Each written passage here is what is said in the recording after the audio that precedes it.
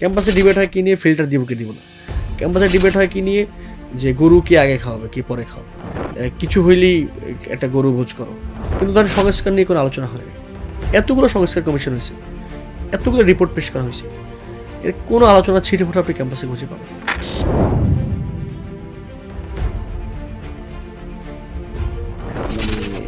এই যে নামটা আপনারা পরিবর্তন করলেন, এটার পেছনে কি কারণ? আসলে আওয়ামী ধারার রাজনীতি আমরা ফিরাই আনতেছি, আমরা ফেসিবাদী হয়ে যাচ্ছি, কেউ কেউ আমাদেরকে শাহবাগী বলে অভিহিত করে থাকেন যে ও মুক্তিযুদ্ধ বিরোধী, ওরে ফাঁসিতে ঝুলাও, অমুক রাজাকার, ওকে তুমি ধরে নিয়ে জেলে ভরো। মানে যদি ধরেও নেই, তারা সবাই মুক্তিযুদ্ধের বিরোধী ছিলেন, রাজাকার ছিলেন, সে আমি ধরে নেই ৭১ তারা মানুষদেরকে কিল করছেন, তারপর আপনার বিচার প্রক্রিয়া সঠিক না। সঠিক না এর মানে হচ্ছে আপনি তাদের উপরে জুলুম করছেন। মানে যেটা বলা যায় সাদিক ক্যাম্প পাকিস্তানি, সাদিক ক্যাম্প তো ৭১ জন্মগ্রহণ করেনি, আপনি ওরা পাকিস্তান, এটা তো একটা আওয়ামী বয়ান, যারা তারা পাকিস্তানি বলে ডিহিউম্যানাইজ করা। টুপি পাঞ্জাবি দেখলেই মানে ও জামাত, দেখলেই মানে ও পাকিস্তানি, এটা মানে জুলুম। আপনার শিক্ষা প্রতিষ্ঠানের ম্যানেজমেন্ট করে ফেলুন সম্পূর্ণ ডিজিটালাইজড। ব্যবহার করুন তালিমি ক্লাউড স্কুল বা মাদ্রাসা ম্যানেজমেন্ট সফটওয়্যার। সফটওয়্যারটি সম্পূর্ণ ফ্রি ট্রায়াল নিতে এখনই কিউআর কোড স্ক্যান করুন বা কমেন্টে দেওয়া লিঙ্কের ফর্মটি ফিল আপ করুন।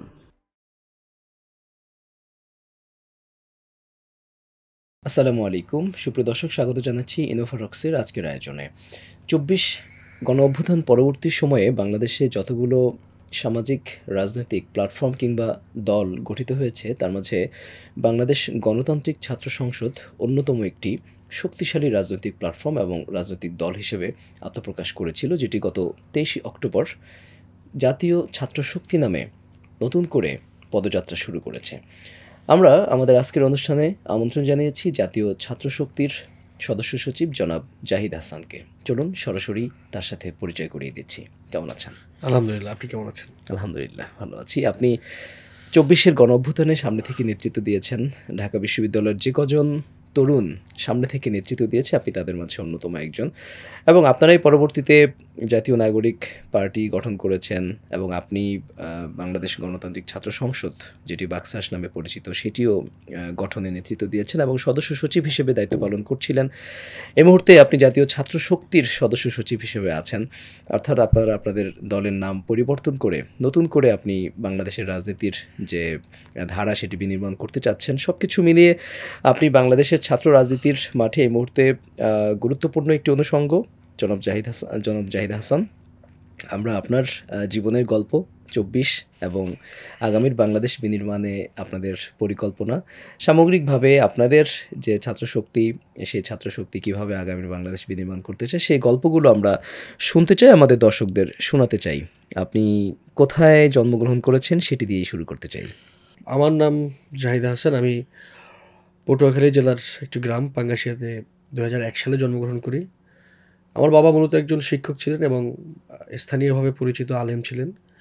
বাবা শৈশবেই মারা যান, এরপর থেকে আমি মায়ের কোলি মানুষ, মায়ের হাতেই মানুষ।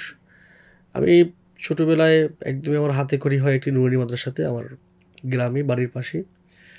এরপরে আমি বাংলাদেশের একটি মোটামুটি প্রাচীন মাদ্রাসা পাঙ্গাশিয়া নেসারিয়া কামিল মাদ্রাসা, যেটা বয়স ১০০ বছরেরও বেশি, ১০০ বছর, ১৯১৯-এ যেটি প্রতিষ্ঠিত হয়, মানে এখন প্রায় ১০৬ বছর।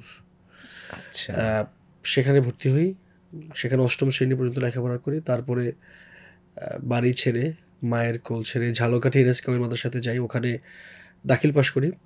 তারপরে সারসিনাতে যাই। সারসিনাও বাংলাদেশের খুবই বিখ্যাত মাদ্রাসা এবং একই সঙ্গে দরবার।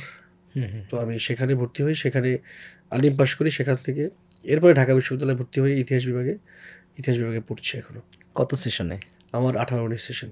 আচ্ছা আচ্ছা, এখন কি মাস্টার শেষ হয়েছে? মাস্টার শেষ হয়েছে, আমি এমফিলের জন্য প্রস্তুতি নিচ্ছি। আচ্ছা আচ্ছা, এমনিতে বরিশাল অঞ্চলগুলোতে আমরা দেখি যে সেখানে প্রচুর মাদ্রাসা। হ্যাঁ, এটার কি বিশেষ কোনো মাজাজা আছে?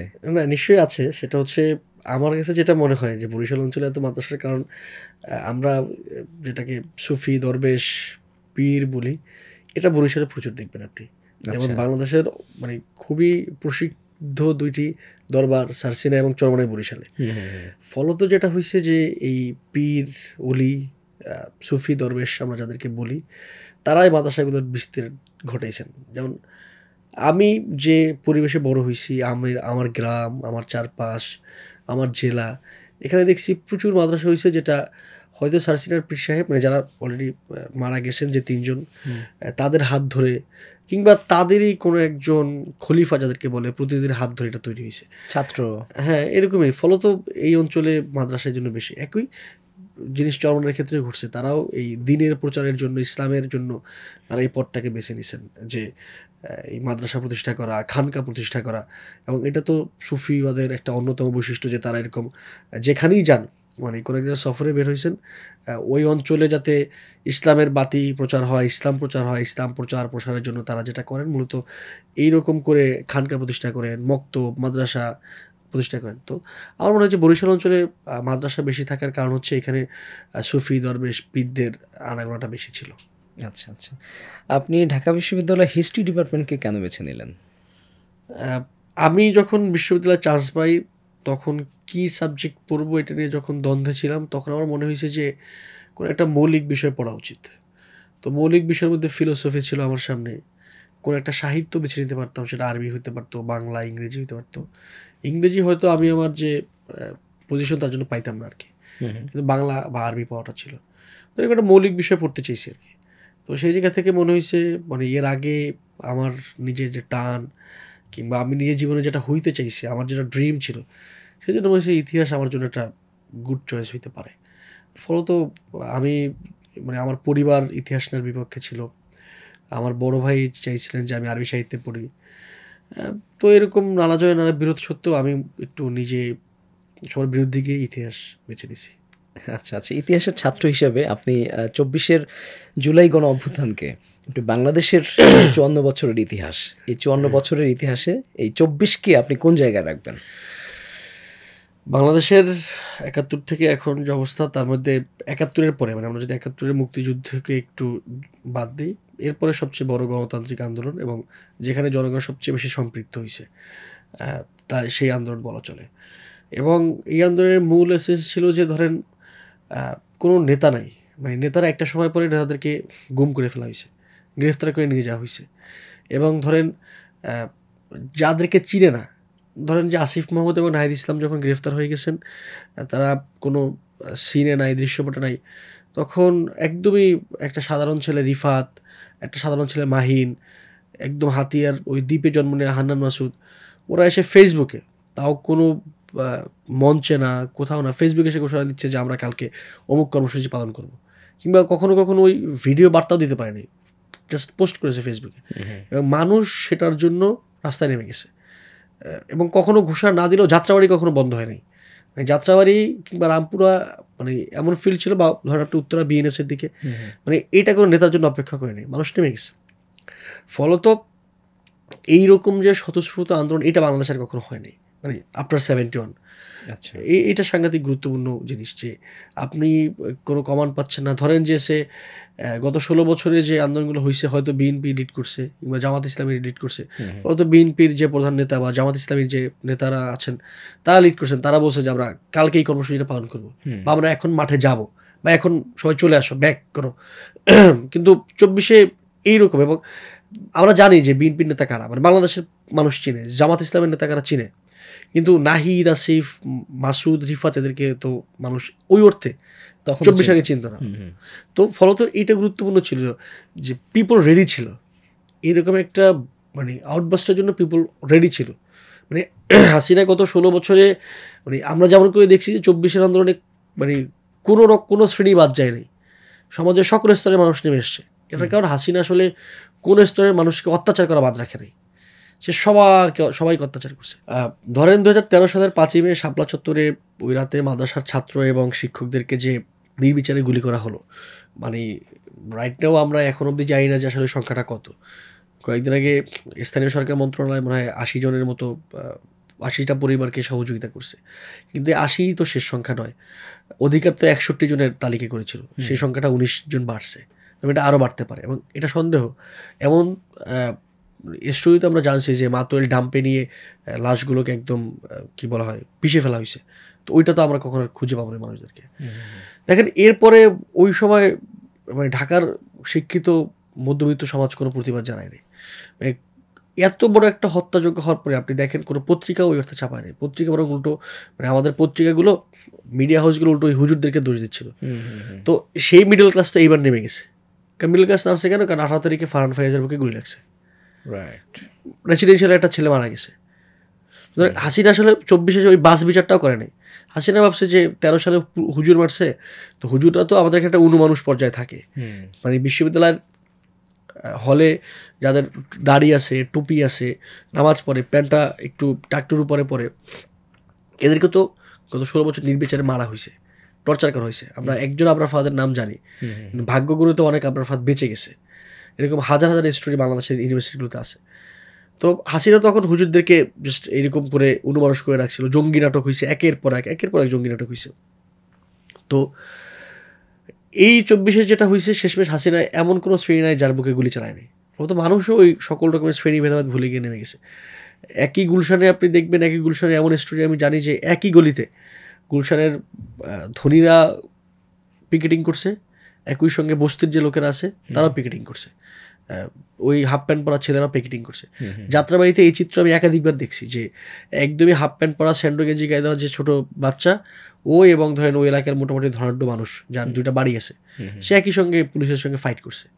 সো 24-এর ব্যাপারটা হচ্ছে এখানে সকল ভেদাভেদ ভুলে গিয়ে মানুষ নেমে গেছে যে কে ধনী, কে গরিব, কে মুসলিম, কে হিন্দু। হিন্দুরা তো নামছে না। তো এইটা হয়েছে, এইটা 24-এর মূল এসেস বলে মনে করি। মানে 71-এর পরে আপনি বাংলাদেশের সবচেয়ে বড় একটা আন্দোলন অথবা সবচেয়ে বড় একটি অর্জনও আপনি এটাকে বলতে চাচ্ছেন? নিশ্চয়ই। আমি একটু জানতে চাই যে আপনি আসলে ছাত্র রাজনীতির সাথে কিভাবে জড়িত হয়ে পড়লেন? বিশ্ববিদ্যালয়ে আসার আগেই না বিশ্ববিদ্যালয়ে আসার পর আপনি ছাত্র রাজনীতির সাথে জড়িত হয়েছেন? না, রাজনৈতিক সচেতনতা শুরু হয়েছে ছোটোবেলায়, এবং সেটা নিশ্চয়ই আব্বুর হাত ধরে। এখানে একটা ইন্টারেস্টিং গল্প আছে। আচ্ছা, 2010-এ আমার বাবা বেঁচে ছিলেন। 2010-এ ফুটবল বিশ্বকাপ ছিল, এবং জেনারেলি তো আমাদের মানুষজন আফ্রিকা বিশ্বকাপ, হ্যাঁ, ফুটবল বিশ্বকাপ আসলে ব্রাজিল আর্জেন্টিনা 2 ভাগে ভাগ হয়ে যায়। তো ওই 10-এর আগে আমি আসলে ওই অর্থে ফুটবল বিশ্বকাপ একটা দল বেছে নিতে হবে এটা বুঝতাম না। তখন আমি ছোটো, মাত্র ক্লাস 4-5-এ পড়ি। তো সেবারে আমি প্রথম বুঝলাম যে আমাকে একটা দল করতে হবে, একটা দলের সাপোর্ট করতে হবে। আমি কোন দলের সাপোর্ট করবো? তো দেখলাম আমার চারপাশে সব ব্রাজিল আর্জেন্টিনা, এবং মানে ফরচুনেটলি আর আনফরচুনেটলি আমি এবার স্পেন করছি, এবং স্পেন বিশ্বকাপ পাইছে। এখন স্পেন কেন করছি? কারণ আব্বু ওই বিশ্বকাপের আগে এনে আমাকে ওই স্পেনের মুসলিমদের ইতিহাসের বই পড়াইছে, মানে দিছে যে পড়ো। আচ্ছা, পড়ে পড়েছে যে স্পেন তো পৃথিবীর সবচেয়ে ভালো রাষ্ট্র। মানে ওটা আমার ছোটোবেলার মানে মানে আপনি এই ভালো রাষ্ট্র বলতে তো এখন নানা রকমের সমীকরণ না, আমার ছোটোবেলার মনের যে স্পেন পৃথিবীর সবচেয়ে ভালো রাষ্ট্র। সুতরাং আমি তো আসলে স্পেন করবো, ব্রাজিলকে আর আর্জেন্টিনাকে। এবং সৌভাগ্যবশত ওই বছর স্পেন কাপ পায়ে গেছে। আচ্ছা, তো এটা হচ্ছে ব্যাপার। মানে ওই বাবা ছোটোবেলায় পত্রিকা পড়তে দিতেন, নানা রকমের বইপত্র করতে করতে খুঁজে এনে দিতেন। তো এই সচেতনতার ব্যাপারটা ছোটোবেলা থেকে কাজ করছে। আমার মনে আছে 2014 সালের 5 জানুয়ারি যে নির্বাচনটা হয়, যেটা হাসিনা আগের রাতে সকল ব্যালট পেপার ভরে রাখে, ওই ইলেকশনটা আমার মনে আছে আমার হাতে তখন একটা ছোট্ট বাটন ফোন ছিল, জাবা চালানো যেত তখন, অপেরা মিনি ছিল, জাবা ছিল, আমরা বাটন ফোন দিয়ে স্ক্রল করতাম। পুরোটা দিন আমি বসে বসে দেখছি যে এই পলিটিক্যাল কনসাসনেস ব্যাপারটা ছোটোবেলা থেকেই গ্রো করছে, কিন্তু একদমই রাজনীতির সঙ্গে ওতপ্রোতভাবে জড়িত হয়েছে আসলে বিশ্ববিদ্যালয়ে এসে। এবং এটা প্রথমে ছিল অ্যাক্টিভিজম আকারে। আমরা 2019 সালে বিশ্ববিদ্যালয়ে ভর্তি হই, 19-এর প্রথম দিকে, এবং তার ঠিক আগের বছর কোটা সংস্কার আন্দোলন হয়, এবং একই বছর নিরাপদ সড়ক আন্দোলন হয়। তখন নিরাপদ সড়ক আন্দোলন যখন হয় তখন আমরা ইউনিভার্সিটি ভর্তির জন্য কোচিং করি। আমার মনে আছে যে একদিন সকালে আমি ফার্ম গেটে ফোকাসে পড়তাম, তো ইংরেজি ক্লাস ছিল, আমি সকাল 8টার ব্যাচে ছিলাম। মানে স্যার ক্লাসে পড়াচ্ছেন, 10টার মতো বাজে, নিচে তেজগাঁও কলেজ একদিকে, বিজ্ঞান কলেজের একদিকে ছাত্ররা নেমে এসছে ওই নিরাপদ সড়ক আন্দোলনে। তো আমরা হাত তুলে বললাম, স্যার আমরা ক্লাস করতে চাই না, আমরা আন্দোলনে যাবো। তো স্যারও বললেন ঠিক আছে চলে যাও, ক্লাস আজকে নিব না, পরের দিন একটু বাড়ায় পড়াই দেবো। আচ্ছা, আমরা নিচে নেমে ছাত্রলীগের সঙ্গে অনেকক্ষণ ধাওয়া করলাম। মানে তখন ইউনিভার্সিটিতে পড়ি আর কি, ইউনিভার্সিটি অ্যাডমিশনের জন্য পড়ালেখা করতেছি। তো এরপর ইউনিভার্সিটিতে আসার পর তখন ছাত্রলীগের পরিষদ গ্রো করতেছে, মানে নূর ভাই, রাশেদ ভাইরা গ্রো করতেছে। এবং ওই বছরই মার্চ মাসে ডাকসু ইলেকশন হলো, এবং ডাকসু ইলেকশনের আগেই এই নূর ভাইদের সঙ্গে কিংবা ছাত্রলীগের পরিষদের যারা ছিল তাদের সঙ্গে আমার পরিচয় ঘটে, একসঙ্গে আড্ডা দেওয়া ঘটে। এবং এখানে ফার্স্ট ইয়ার এখন এইখানে বিশেষত যে ব্যক্তির সঙ্গে আমার বেশি সম্পর্ক ঘটে তিনি ওই আকরাম হুসাইন, ওই ডাকসু ইলেকশনে ছাত্রলীগের পরিষদের প্যানেল থেকে সাহিত্য সম্পাদক ইলেকশন করছে, সমাজসেবা, সাহিত্য সম্পাদক, আক্তার ভাই সমাজসেবা সম্পাদক। আচ্ছা, আকরাম আকরাম ভাই। তো আকরাম ভাইয়ের সঙ্গে আমার তখন পরিচয়টা বেশি ঘটে, এবং এটা মূলত লাইব্রেরি কেন্দ্রিক। আমরা লাইব্রেরিতে পড়তাম। লাইব্রেরিতে তো সবাই আসলে বিসিএস পড়ে, বিসিএসের বইটাই পড়ে, এটা তো বিশ্ববিদ্যালয়ের কালচার। কিন্তু তার মধ্যে লাইব্রেরির নিচতলায়, মানে ঢাকা বিশ্ববিদ্যালয় লাইব্রেরির নিচতলায় 2টা টেবিল ছিল। এখানে আসলে বিসিএস যে ভাইয়েরা বা বোনেরা পড়েন তারা কেউ বসতেন না, মানে এটা কোনো রেস্ট্রিকশন ছিল না। মানে ওই জায়গাটাতে আমরা এমন কয়েকজন বসতাম যারা আসলে বিসিএসের বই পড়তাম না। আমরা বিভিন্ন রকমের মৌলিক জ্ঞানের বই পড়তাম। বিশেষ করে তখন আমরা খালদুন বেশি পড়তাম, তখন আমরা রেন্দিকাতে পড়তাম বেশি, মেডিটেশন পড়তাম, একই সঙ্গে কোরআন পড়তাম, এবং আমরা নানা রকম আড্ডা গল্প করতাম। আমাদের একটা বড় সার্কেল ছিল, ওই সার্কেলের মাধ্যমে মূলত আকরাম ভাইয়ের সঙ্গে আমার পরিচয় ঘটে। আচ্ছা, আকরাম তার নামের শেষে, এটা আমি তাকে জিজ্ঞেস করতাম আমার কোনো শোতে, তার নামের শেষে সম্ভবত CFF বা এ ধরনের একটা সংকেত আছে, এটা কি কোনো মানে মিনিং আছে? আমরা এটা তার থেকে বহুবার আবিষ্কার করার চেষ্টা করছি যে সিএফ মানে কি, কিন্তু কখনো পাই নাই। ফলত আমরা এক একজন এক এক রকমের বানায় রাখছি। কেউ বলছি ছোট্ট ফ্রেন্ড, কেউ বলছি ছাত্র ফ্রন্ট, এরকম নানা কিছু আমরা বানায় নিছি। সে কখনো আমাদেরকে এটা রিভিল করে না আসলে এই সিএফ মানে কি। সাম্প্রতিক সময়ে আকরাম সম্ভবত আমেরিকাতে বেশি থাকেন নাকি? না, উনি আমেরিকাতে একবারই গেছেন, কিন্তু একই ছবি কয়েকদিন পর ফেসবুকে দেন। ফলে মানুষজন মনে করে যে সে বোধহয় কয়েকদিন পরে পরে মানে যুক্তরাষ্ট্রে যাচ্ছেন। আচ্ছা আচ্ছা। তো তো আমরা মূলত লাইব্রেরিতে পড়তাম, এবং ওইখান থেকেই ছাত্র অধিকার পরিষদের যারা ছিলেন তখন ক্যাম্পাসে, তাদের সঙ্গে আমার পরিচয় ঘটে। মার্চের দিকে ডাকসু হয়, তখন আমি ছাত্র অধিকার পরিষদে অফিসিয়ালি যুক্ত না থাকলেও নানাভাবে তাদের সঙ্গে সংযুক্ত ছিলাম। একই সঙ্গে আমি হলে থাকি, এটা নিয়ে হলে বহুবার আমি নানা করে মানসিক নির্যাতনের শিকার হয়েছি। তাদের সঙ্গে আমার কি, ছাত্রলীগের বাইরে তারাই একমাত্র প্রকাশ্য শক্তি ছিল। ছাত্রদল তখন ওই অর্থে ক্যাম্পাসে মুভ করতো না। ছাত্র শিবির তাদের নিজেদের নিরাপত্তার কারণে কিছুটা পিছনে ছিল, মানে কিছুটা অপ্রকাশ্য অবস্থায় ছিল তাদের নিজেদের নিরাপত্তার জন্য। তো ছাত্রলীগ পরিষদ মানে একদমই ওপেন থ্রেড ছিল, যারা ক্যাম্পাসে ওপেন ছাত্রলীগকে নানাভাবে চ্যালেঞ্জ করতো, তাদের নানাবিধ নির্যাতনকে, কর্মকাণ্ডকে। তো এরপরে ডাকসু যায়, ডাকসুর পরে ক্যাম্পাসে একটা আন্দোলন হয়, অধিভুক্তি বাতিল আন্দোলন। এবং ওই আন্দোলনে একদমই সামনে থেকে আমরা, তখন আমরা ফার্স্ট ইয়ারে পড়ি, নেতৃত্বটা ঠিক মানে যেটাকে বলে আন্দোলনকে আঞ্জাম দেওয়া, নানাভাবে আন্দোলনকে সংগঠিত করা, এই কাজটা তখন যে কজন করে আমাদের ব্যাচের, তখন আমি তাদের একজন ছিলাম। এবং এর মাধ্যমে আমি এবং এই আন্দোলনগুলো মতো লিড করতো ছাত্রলীগের পরিষদের লোকজনই। তখন ওই আন্দোলনে একদমই মুখ্য ভূমিকা পালন করছেন আক্তার হোসেন, এখন এনসিপির সেক্রেটারি। মুখ্য ভূমিকা পালন করছেন আসিফ মাহমুদ, এখন অন্তর্বর্তীকালীন সরকারের উপদেষ্টা। নাহিদ ইসলাম ছিলেন তখন, এখন এনসিপির আহ্বায়ক। তো এটা দিয়ে আরেকটু বেশি ওতপ্রোত জড়ায় পড়ি। এবং আমার মানে আমি যে একদমই স্টুডেন্ট পলিটিক্স করব এবং সেটা পার্টি আকারে আর অ্যাক্টিভিজম আকারে না, আমার মধ্যে বোর্ডটা আসে আবরার ফাহাদ শহীদ হওয়ার পরে। মানে আবরার ফাহাদের শাহাদাত আমার জীবনের জন্য একটা মোড় ঘোরানো ব্যাপার। মানে এটা মানে আমি এটাকে কোনোভাবেই মানে ভুলতে পারি না যে মানে আমি এরকম টর্চার নিজেও সম্মুখীন হয়েছি বিশ্ববিদ্যালয়ের গেস্ট রুমে। আমার অনেক বন্ধুদেরকে সম্মুখীন হইতে দেখছি, অনেক গল্প শুনছি, সিনিয়রদের থেকে, বন্ধুদের থেকে শুনছি। কিন্তু একদমই একটা এমন গল্প যে একজনকে পিটিয়ে মেরে ফেলা হয়েছে, এইটা আমার পক্ষে সহ্য করা কঠিন ছিল। আমি তখন ঢাকাতে ছিলাম না, আমাদের মেবি তখন পূজার ছুটি চলে বা কয়েকটা ছুটি চলছিল, আমি গ্রামে ছিলাম।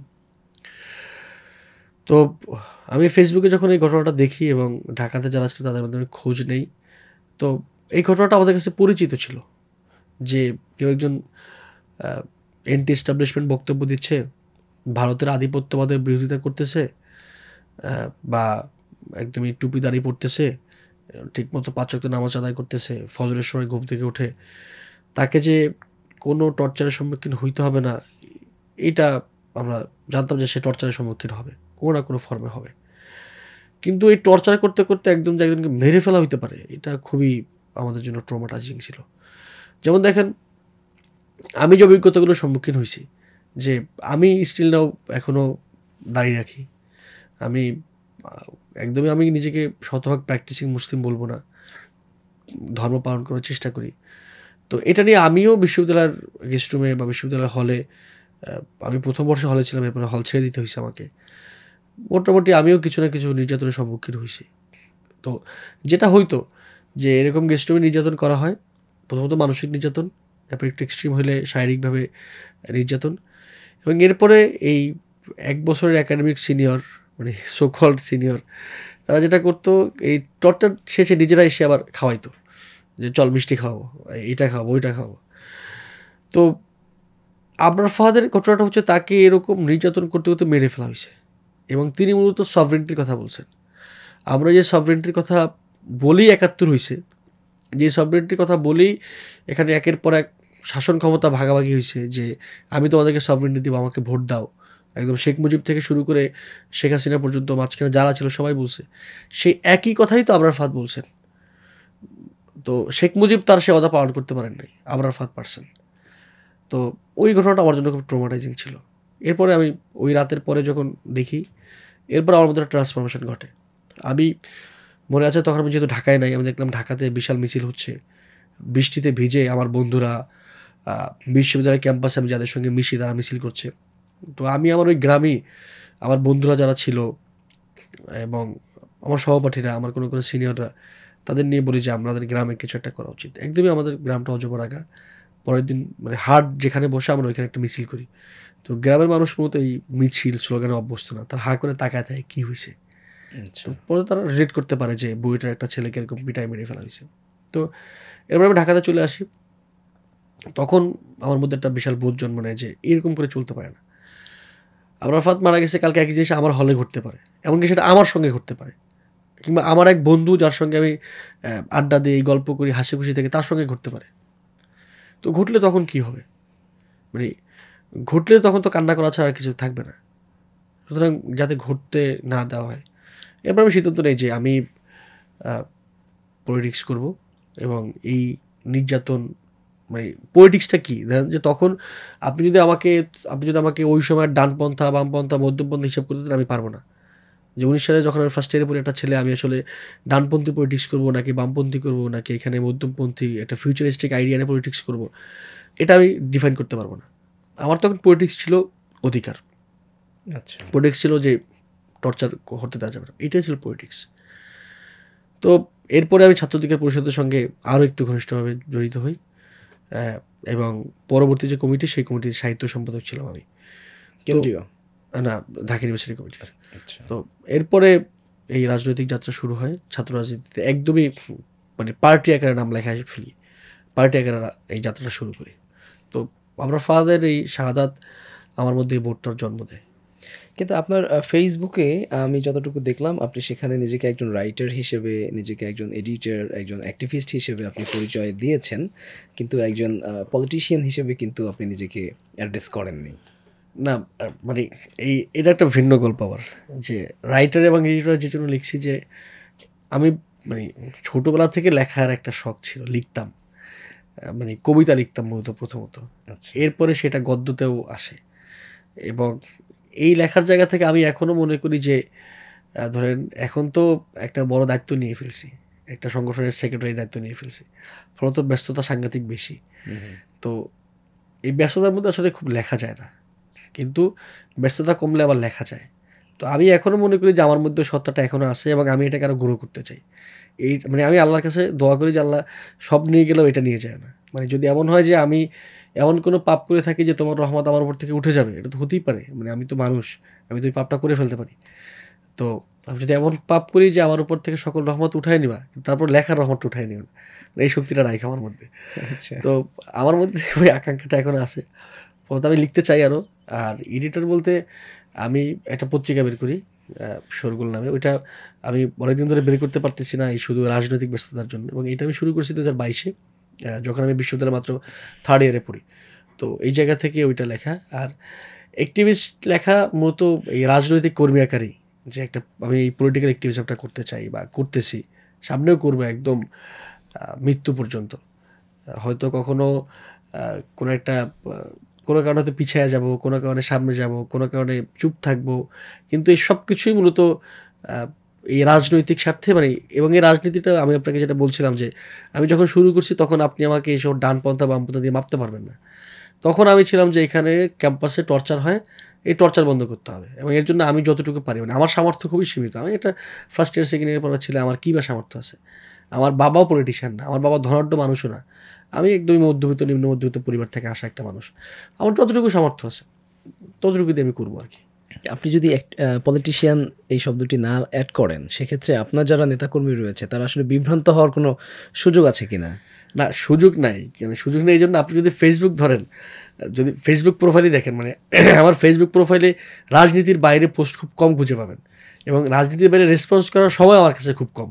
যে রাজনীতির বাইরে একটা ঘটনা ঘটলে ওইটা নিয়ে একটু রেসপন্স করব, এই সময়টা কম। এবং মানে সব কিছুই তো রাজনৈতিকভাবে ঘটে, তো আমরা সবাই আসলে রাজনীতির মধ্যেই আছি, রাজনীতির বাইরে কিছু নেই। রাজনীতির বাইরে কি কোনো অ্যাক্টিভিজম হয় না? নিশ্চয়ই হয়, কিন্তু ওইটাও কোনোভাবে রাজনীতি দিয়ে আপনি দেখবেন সম্পৃক্ত। আচ্ছা আচ্ছা। এরপর আপনি ছাত্র অধিকার পরিষদের সাথে প্রথম বর্ষ থেকে আপনি সংযুক্ত হয়ে গেলেন এবং একটা পর্যায়ে ঢাকা বিশ্ববিদ্যালয়ের আপনি সাহিত্য সম্পাদক ছিলেন। তারপরে আপনি কিভাবে আপনার ছাত্র রাজনীতিকে এগিয়ে নিলেন সামনে? তো এরপরে আমরা ক্যাম্পাসে মূলত, মানে আমরা ছাত্র অধিকার পরিষদের কর্মী আর নেতা বলেন যাই বলেন খুবই কম ছিলাম, মানে হাতে গোনা 20 জন, মানে সর্বোচ্চ। মানে মূলত একদম ফুল টাইম আমরা থাকতাম 8 জন, 10 জন, 15 জন। এবং ধরেন ঠিক সেই সময় ছাত্রলীগের নেতা করে মোটামুটি 8-10 হাজার। ওরা একটা ক্যাম্পাসে মিছিল বের করে 8-10 হাজার মানুষ।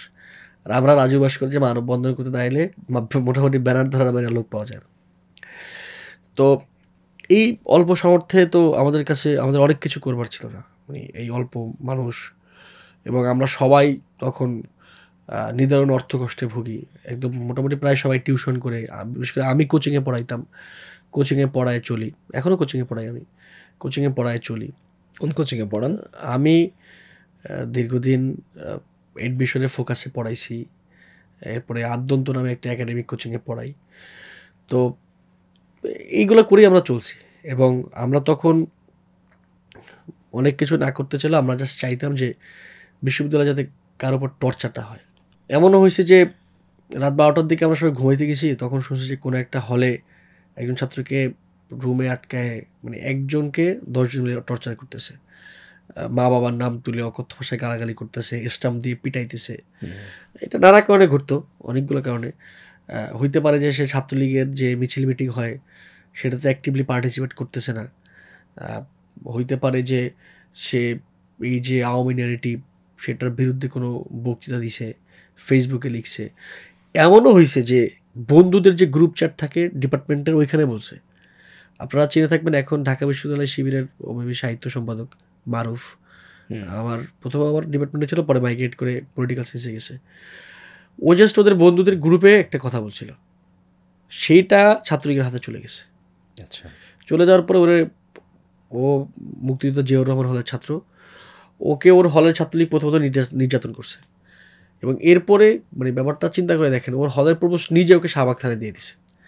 মানে প্রবোস্ট শিক্ষকরা তো আমাদের অভিভাবকের ভূমিকায় থাকেন, মা বাবার ভূমিকায় থাকেন। তো মা বাবা তো আমাদেরকে কখনো থানায় তুলে দেন না, পুলিশের হাতে তুলে দেন না। ভুল করলে নিজেরা বিচার করেন, চট থাপ্পড় দেন, একটু বকাঝকা করেন। কিন্তু পুলিশের হাতে তুলে দেওয়া তো আমি আমার আব্বুকে বা আম্মুর থেকে কখনো এক্সপেক্ট করি না, এবং তারা সেটা করবেন না। হ্যাঁ, তো সে নিজে পুলিশের হাতে তুলে দিছে। এবং তখন রাত গভীর 12টা-1টা বাজে। তো 12টার সময় আমরা শুনলাম এরকম। তো এটা শুধু মারুফের ঘটনা না, এরকম আরও অনেকগুলো ঘটনা ঘটছে, আরও অনেকগুলো ঘটনা আমি মনে করতে পারি, অনেক কিছু হয়তো এখন ভুলেও গেছি। আপনি কি কখনো মানে ফিজিক্যালি টর্চার্ড হয়েছিলেন? ফিজিক্যালি কখনো টর্চার হয়নি। আপনি যেটা বললেন যে আপনাকে এক পর্যায়ে হল ছেড়ে দিতে হয়েছিল। হল ছেড়ে দিতে হয়েছিল যে এটা একটা কাহিনী আছে। সেটা হচ্ছে আমার বিশ্ববিদ্যালয়ে একজন বন্ধু আছে সালেউদ্দিন সিফাত, ও এখন এনসিপির অফিস সেক্রেটারি। ও আমার বিশ্ববিদ্যালয়ের জীবনের অন্যতম ভালো বন্ধু। তো এটা আমি যদি ভুল না করি কোনো এক কুরবানির ঈদে আমরা সবাই ছুটিতে বাড়িতে গেছি, সিফাতও গেছে, ওর বাড়ি চিটাগাংয়ের সীতাকুণ্ডে। ও বাড়িতে ও আমাদের বন্ধুদের মধ্যে অন্যতম ভোকাল ছিল ছাত্রলীগের বিরুদ্ধে, আমাদের বন্ধুদের যে সার্কেলটা ছিল ক্যাম্পাসে। তো আমার মনে আছে এরকম আমি একদিন ঈদের 1 দিন বা 2 দিন পরে এক জায়গায় আমার এক আত্মীয়ের বাসায় দাওয়াতে গেছি দুপুরের বেলায়। তো খেয়ে দিয়ে শুনতেছি যে সিফাতকে মারা হয়েছে। সিফাতকে কোথায় মারছে? ওর এলাকার যে ছাত্রলীগ আছে, ওর গ্রামের ইউনিয়নের, তারা ওকে ওর নানা বাড়ি ফেনীতে, ও চিটাগাং থেকে ফেনীতে আসার জন্য বের হয়েছে রেডি হয়ে, পথের মধ্যে ওকে ধরে মারধর করছে, ওর পায়ে ফ্র্যাকচার হয়েছিল, এবং খুবই বাজেভাবে আঘাতপ্রাপ্ত হয়েছে। ওর সাথে ল্যাপটপ ছিল, মোবাইল ছিল, সেগুলো ভেঙে ফেলা হয়েছে। তো এরপরে আমি যখন এই ঘটনা নিয়ে ফেসবুকে একটু লেখালেখি করি, তখনই আমার হলের যে ছাত্রলীগের লোকেরা ছিল তারা আমাকে থ্রেট দেয় যে হলে আসলে এরপরে মানে আপনি তো এটা বুঝেন যে কী হবে। তো এরপরে আমি আর হলে যাই নাই কখনো। ইভেন আমার হলে আমার জিনিসপত্র ছিল, পাঞ্জাবি ছিল, আমার বইপত্র ছিল, আমার ওই যে থাকার বিছানা ছিল, এগুলো আমি কোনো কিছু আনতে যাওয়ার সাহস পাইনি। এবং মানে তখন আমাদের জন্য হল একটা মানে অলিখিত রেস্ট্রিকশন ছিল যে আমরা কেউ হলের অভ্যন্তরে যাব না। মানে আমরা যারা ক্যাম্পাসে আওয়াজটা তুলতাম আর কি, আমাদের যারা ভয়েস রেজ করতাম, আমরা কেউ হলে তো থাকতে পারি নাই, কিন্তু হলের অভ্যন্তরে যাওয়াটাও একটা অলিখিত রেস্ট্রিকশন আমাদের জন্য ছিল যে আমরা আসলে যাইতে পারবো না। মানে ওখানে গেলে কি ধরবে মারবে এরকম একটা মানে আশঙ্কা ছিল। আপনি যখন ক্যাম্পাসে ছিলেন সেখানে কি আশঙ্কাটা ছিল না? একটু কম ছিল, কিন্তু ধরেন যে আমি ফার্স্ট ইয়ারে যতদিন হলে ছিলাম হলের ডিবেটিং ক্লাবে ডিবেট করতাম, কিন্তু হল ছেড়ে দেওয়ার পরে আমি আর এটা কন্টিনিউ করতে পারিনি। ধরেন যে সেশনগুলো হইতো হলে, ওইটা করতে আমি হলে যাব, এটা আমার জন্য রিস্কি ছিল, ঝুঁকিপূর্ণ ছিল।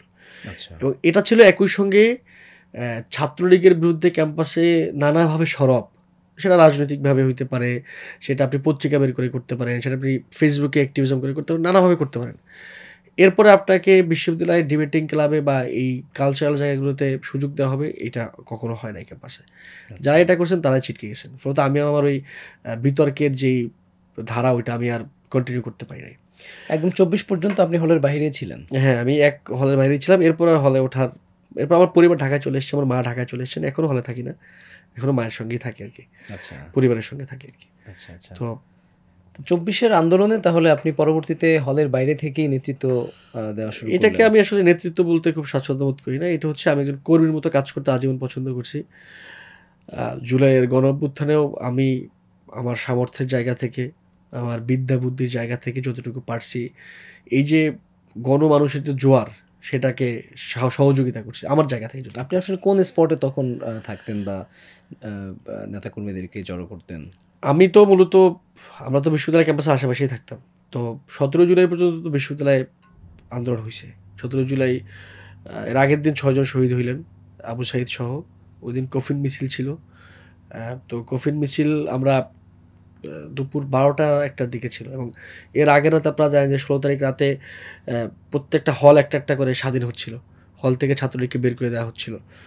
কারা বের করছিল? এটা সাধারণ ছাত্ররাই করছিল, যে সাধারণ ছাত্ররা একের পর এক। এবং ধরেন এই ছাত্রলীগের নেতারা যাদের ছাত্রত্ব নাই, ও ক্যাম্পাসে আসছে আরও 15 বছর আগে, ওর সাথে যারা ছিল তারা বের হয়ে চাকরি টাকরি করে বিয়ে করে বাচ্চা হয়ে গেছে, আর ও এখনও হলেই থাকে, ও এখনও ছাত্র রাজনীতি করে। ও এখন একটা অন্যায়ভাবে হলের রুম আটকে রাখছে, যার জন্য অনেক মানে নিয়মিত ছাত্ররা হলে সিট পায় না, গণরুমে থাকে। ওই রুমগুলো একের পর এক ছাত্ররা দখলে নিচ্ছিল। এটা 16 তারিখ রাত থেকে শুরু হয়। এখানে ছাত্র অধিকার পরিষদ আপনারা তো তখন অধিকার না, আমি তখন অধিকার পরিষদের সাথে সংযুক্ত না। এটা তো একটা ভিন্ন হিস্ট্রি আছে। 23 সালের শুরুর দিকে আমরা সবাই অধিকার পরিষদ থেকে অলমোস্ট বের হয়ে যায় আর কি, সবাই বলতে প্রায় সবাই। হ্যাঁ, আচ্ছা, অধিকার পরিষদ হোক অথবা ছাত্র শক্তি অথবা আরো যারা এক্সিস্টিং পলিটিক্যাল যে পার্টিগুলো ছিল, ছাত্র শিবির অথবা ছাত্র দল, সবাই আসলে মানে এটা কি লজিস্টিক কোনো সাপোর্ট দিয়েছিল সাধারণ শিক্ষার্থীদের? এটা ব্যাপার, এইখানে লজিস্টিক্সের ব্যাপার তো ভিন্ন, এখানে তো সাহসের ব্যাপার। যে যেই বড় ভাই আপনার গত মোটামুটি 3-4 বছর ধরে গেস্ট রুমে নির্যাতন করতেছে, কিংবা যার ভয়ে আপনি ক্যাম্পাসে মুখ খুলতে পারেন না, আপনি তার রুম দখলে নিচ্ছেন, তাকে হল থেকে বের করে দিচ্ছেন, বা সে নিজেই ভয়ে বের হয়ে যাচ্ছে, এটা মনে হয় সম্মিলিত ফোর্স। এখানে অধিকার পরিষদ, শিবির বলেন, দল বলেন, বা যা কিছু ছিল তখন, মানে ছাত্রলীগের এন্টি, সবার সম্মিলিত ফোর্স না হলে এটা সম্ভব হইতো না। তখন যদি শিবির বাঁকায় বসতো, আমি এটা করবো না, হইতো না। যদি দল বলতো যেটা হবে না, না হইতে পারতো। তো এখানে সবার সম্মিলিত ফোর্স ছিল। এটা শুধুমাত্র ঢাকা বিশ্ববিদ্যালয়ের আন্দোলন না, এটা সারা দেশের চিত্রই। যে মানে যদি গ্রেট অর্থ ধরে বিএনপি, জামাত, আরও যারা অ্যান্টি আওয়ামী ছিল, সবাই এই মুভমেন্টে ছিল। সুতরাং ওই 16 তারিখ রাতেও আমি মনে করি সবাই ছিল। ছাত্রদলের আমার বন্ধুদেরকেও দেখছি, বা পরবর্তীতে আমরা যাদেরকে ছাত্র শিবিরের নেতা হিসেবে এখন চিনতেছি, তারাও নিশ্চয়ই ছিল। তো এবং এরপরে আপনার বিশ্ববিদ্যালয় দেখছেন সিলগালা করে দেওয়া হয়। বিশ্ববিদ্যালয়, এটা বিশ্ববিদ্যালয়ের জন্য খুবই অমানবিক চিত্র যে ক্যাম্পাসে একই সঙ্গে পুলিশ, র্যাব, বিজিবি, আর্মি তখন ছিল না, সব ক্যাম্পাসকে ঘিরে রাখছে। ছাত্ররা একের পর এক হল ছাড়তে বাধ্য হয়। অনেক ছাত্রকে আমি দেখছি যে ও হল ছাড়তে চায় না, মানে কান্না করে হল ছাড়তেছে, যে মনে হচ্ছে ওর এটা বাড়ি, ওই বাড়ি ছেড়ে যাবে না, কান্না করে করে একের পর এক ছাত্ররা ব্যাগ বাট্টা নিয়ে হল ছেড়ে গেছে। তো তো 12টা-1টার দিকে গায়েবানা জানাজা ছিল ভিসি চত্বরে, আমাদের জায়গা ছিল। তো আমরা প্রথমে হলের দিকে যাই সবাইকে ডাকার জন্য, দেখলাম যে খুবই কম মানুষ, মানে অলমোস্ট সবাই একটু পর সাউন্ড গ্রেনেড ফুটতেছে, মানে পুরো ক্যাম্পাস তখন একটা ভীতিকর পরিস্থিতির মধ্যে। মনে হচ্ছে কী জেনারেট, মনে হচ্ছে কারবালার মানে ফোরাতের ওই নদীর তীর, যে একটু পর একটা সাউন্ড গ্রেনেড ফুটতেছে, ককটেল ওই যে টিয়ার গ্যাস ফুটতেছে। ছাত্ররা হল ছেড়ে দেয়, আমরা খুবই কম মানুষদেরকে পাই, অনেককে আমরা একদমই অনুনয় করি যে ভাই আমাদেরকে ছেড়ে যায় না, আসেন আমরা একসাথে মুভমেন্টটা চালাই নিই। তো 12টা-1টার দিকে ছিল, এর মধ্যে এখন এনসিপি যিনি সেক্রেটারি, এবং আমি শিওর না, মেবি উনিই প্রথম জুলাই গণঅভ্যুত্থানে প্রথম যাকে অ্যারেস্ট করা হয়, মানে নেতাদের মধ্যে অনেকেই নেতাদের মধ্যে প্রথম অ্যারেস্ট করা হয়। উনি আসতেছিলেন জানাজার জন্য, টিএসসিতে ওনাকে একদমই একরকমের জোর করে চ্যাংদোলা করে আক্তার ভাইকে পুলিশ অ্যারেস্ট করে। ওইটাও আমাদের মনে হচ্ছিল যে এরপরে হয়তো, এবং সবাই প্রিপেয়ার ছিল যে যেহেতু আক্তার ভাই গ্রেফতার হয়েছে, আমরা যে কেউ যে কোনো সময় অ্যারেস্ট হয়ে যাব। তো এরপরে খুবই কম মানুষ ছিল, আমরা জানাজাটা শুরু করতেও মানে যথেষ্ট আত্মবিশ্বাস পাচ্ছিলাম না যে এখন শুরু করা যেতে পারে। কফিনগুলো ঢুকতে দিচ্ছিল না, তখন ক্যাম্পাসের কোনো গেট দিয়ে কাউকে ঢুকতে দেয় না, কফিনগুলো আসতে দেরি করতেছিল। এরপরে কফিনগুলো আসে, এর পরবর্তীতে হচ্ছে একটা বড় মিছিল আসে, যে ফুলার রোড যেটাকে বলে বিশ্ববিদ্যালয়ের, মেবি ওই মিছিলটা পলাশী থেকে ঢুকছিল। একটা বড় মিছিল আসে, 200-300 জন বা তারও বেশি মানুষ হবে। তো এরপর আমরা আত্মবিশ্বাস পাই যে এবার জানাজাটা শুরু করা যেতে পারে। তো গায়েবানা জানাজা শুরু হয়, গায়েবানা জানাজাটা ঠিকঠাক মতো পালন করা যায়। এরপরে কফিন মিছিল ছিল, আমরা ভিসি চত্বর থেকে কফিন মিছিলটা রাজুবাস করে যাবে, টিসির দিকে রওনা হয়। তো কয়েক কদম আগায় মিছিলটা, মানে মোটামুটি কলা ভবনের গেট পর্যন্ত যায়। তো ব্যাপারটা হচ্ছে দুই পাশে তো দেয়াল, এক পাশে রোকেয়া হলের দেয়াল, এক পাশে কলা ভবনের দেয়াল, মাঝখানে মিছিল, এবং রাস্তার মাঝখানে আবার ডিভাইডার আছে। তো মানে দুইটা পাশ খালি, দুইটা পাশ থেকেই এরা টিয়ার গ্যাস সাউন্ড গ্রেনেড মারা শুরু করে, মানে আপনাকে আটকায় গেছেন, আপনার যাওয়ার কোনো পথ নেই, আপনি একদিক থেকে দৌড় দিবেন। এবং খুবই ব্যাপার হচ্ছে অনেক নারীরা ছিল তখন, আমি আমার বিশ্ববিদ্যালয়ে অনেক ছোটো বন্ধুদেরকে দেখছি। তো পুরুষরা এই ঝুঁকিটা নিতে পারে যে কোনো দিকে দৌড় দিব বা দুটা টিয়ার গ্যাস খেয়ে দাঁড়ায় থাকবো, নারীদের জন্য এটা ডিফিকাল্ট, পুরুষের জন্য যতটা না। তো এরপরে যেটা হয়েছে যে কলাভবনের যে দেয়াল, ওই দেয়াল ঢেঙায় অনেকে নিচে লাফ দিছে। একটা ছোট্ট পকেট গেট খোলা ছিল, যেখান থেকে মানে একই সময় একজনের বেশি মানুষ যাইতে পারে না, কিন্তু মিছিলে তো মানুষ কয়েক শত, তারা ওইখান থেকে যাচ্ছে, কেউ টিয়ার গ্যাস খাচ্ছে, এবং পুরো এলাকা অন্ধকার হয়ে গেছে। আমি নিজে কলা ভবনের ওই উঁচু দেয়ালে উঠে পর লাফ দিয়ে নিচে পড়ছি, মানে এটা ঝুঁকিপূর্ণ ছিল কিন্তু কিছু করার ছিল না। তো টিয়ার গ্যাসে পুরো চেহারা জ্বলতেছে ওই অবস্থায়। কে যেন এসে আমার চেহারা একটু টুথপেস্ট লাগাই দিয়েছিল, মানে আমি এখনও জানি না যে ওই লোকটাকে, আমি তার প্রতি তার জন্য এখনও দোয়া করি। ওই মুহূর্তে কে যেন এসেছিল, আমি ওই লোকটাকে চিনি না, এখনও তাকে খুঁজে পাইনি। তো এরপরে আমরা আবার ঘুরে মল চত্বরে যাই, সেখানে আমার সাথে আসিফ ভাইয়ের দেখা হয়, নাহিদ ভাইয়ের দেখা হয়, এবং আমরা চাই যে আমরা এখানে প্রতিরোধটা করে তুলবো। আমরা এখানে মানে বিভিন্ন জিনিস জড়ো করে আগুন জ্বালাই তো টিয়ার গ্যাসের প্রভাবটা কমে, পুলিশ আগাইতে ভয় পাবে। কিন্তু তারপরেও মানে মানুষ তো গুটি কয়েক, কিন্তু পুলিশ, র্যাব, বিজিবির সম্মিলিত বাহিনী মানে কতক্ষণ আপনি টিকে থাকবেন, এটা তো সম্ভব না। তারা একের পর এক তো টিয়ার শেল ছুটতেছে। তো আমরা যতক্ষণ পারি চালায় যাই আর কি। একসময় আমরা ক্যাম্পাস ছেড়ে দিই, এবং আসিফ ভাই নাহিদ ভাইদেরকে ভিসির বাসায় বসতে হয় আর কি, এবং সেটা কৌশলের জন্য ছিল। একদল বসছে, আরেকদল কর্মসূচি ঘোষণা করে দিবে, এটাই প্ল্যান ছিল, যে কেউ কেউ এদেরকে ব্যস্ত রাখবে গোয়েন্দা বাহিনীর লোকদেরকে একদিকে, আর কেউ কেউ বাইরে থেকে পরের দিনে কর্মসূচি ঘোষণা করে দিবে, কমপ্লিট শাটডাউন ঘোষণা করে দিবে। আচ্ছা। তো আমরা একসময় ক্যাম্পাস ছেড়ে দিই, আর মানে মনে হচ্ছিল যে আর পারা যাবে না। এবং ভীতিকর ব্যাপার ছিল যে শেখ মুজিব হলের যে ছোটো পকেট গেটটা আছে ওইটা খোলা ছিল। এবার আপনি ওটা থেকে বেরোতে পারবেন না, কারণ ওই পাশে আজিজ মার্কেটে ছাত্রলীগের লোকেরা লাঠিসোঁটা নিয়ে দাঁড়ায় আছে। আপনি বেরোলে আপনাকে ওখানে মারবে, মানে আপনি যাবেন কই, সকল পথ রুদ্ধ করে রাখছে। আমরা কয়েকজন, তখন তুহিন খান ছিলেন, তুহিন খানকে অনেকে লেখক হিসেবে ছিলেন, তুহিন ভাই আর আমি মৌসিনলের সামনে দিয়ে নীলক্ষেতের রাস্তাটা দিয়ে বের হবো, এবং আমাদের সাথে অনেকজন ছিল, শুধু আমরা না, একটা গ্রুপকে আমরা পার করে দেওয়ার জন্য চেষ্টা করতেছিল। এরা তো বের হয়ে যাচ্ছে, আপনাদেরকে বের হইতে দেন না, এদের পিছনে পিছনে সাউন্ড গ্রেনেড ফুটাচ্ছে, মানে যে তোমাকে ভয় পাইতেই হবে, ব্যাপারটা এরকম। তুমি ভয় পাইতে চাও না, কিন্তু তোমাকে ভয় পাইতে হবে। আমি তোমাকে ভয়ের রাজ্যের মধ্যে নিয়ে যাবো, যাতে করে তুমি আমাকে এখানে মানে একটা ভয়ের রাজা হিসেবে চিহ্নিত করো। তো এইটা ছিল 17 তারিখের গল্প। এরপরে মোটামুটি 18 তারিখে তো আপনারা জানেন যে ইন্টারনেট বন্ধ হয়ে যায়।